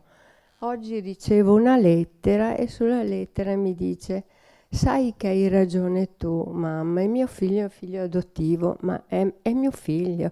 Sai che hai ragione tu, mamma, anche qui ho trovato... Aspetta, cosa mi ha detto? Ho trovato qualcosa di buono, perché io continuo a dirle: ricordati che per qualsiasi persona, tutti, quando ci si trova in situazioni anche dure da andare avanti, ricordati che c'è sempre quel po' di buono da tirar fuori per andare avanti. Mi sono fatta coraggio. Signora, sì, però si fermi lì un secondo. Io la ringrazio per la sua testimonianza. La ringrazio per la sua testimonianza perché questo significa che le mamme hanno il coraggio che gli uomini non hanno di metterci la faccia. Io ti ringrazio per la doppia testimonianza, perché tuo figlio l'hai fatto diventare tuo figlio. E il Manzoni scrisse un romanzo, Storia della colonna infame. A me piacerebbe scriverne uno raccontando storie di madre, intitolarlo così, Storia del genitivo infame. Perché forse non tutti sanno che quando un ragazzo entra in carcere è un mondo che entra in carcere. Come ti chiami tu? Rosanna. Il giorno che suo figlio, che è penalmente responsabile per la giustizia, ma lei è innocente, lei è una delle prime vittime. Il giorno che suo figlio è entrato, lei non è più stata Rosanna, la mamma del delinquente, la casa del mostro, il paese dell'assassino, il fratello dello stupratore. È un mondo che è nato in frantumi. Il genitivo, tutto è andato in galera con lui. E credete che io ti regalo il mio abbraccio più sincero e te lo do anche. Io quando vedo questa storia qua mi viene in mente quello che raccontava Papa Francesco nella prima intervista che concesse da Papa. Disse: per me la Chiesa è come le mamme delle persone detenute. Le vedo, dice, le vedevo a Buenos Aires quando passavo con l'autobus, erano lì davanti alle porte del carcere che non si vergognavano di chi le guardava e guardandole pensava di loro dicendo: le mamme dei delinquenti. Dice, sogno una Chiesa come le mamme dei detenuti che non si vergogni di andare a cercare i loro figli laddove la fortuna, il destino o la loro libertà li ha portati. Grazie davvero di cuore, perché non c'era una conclusione più bella.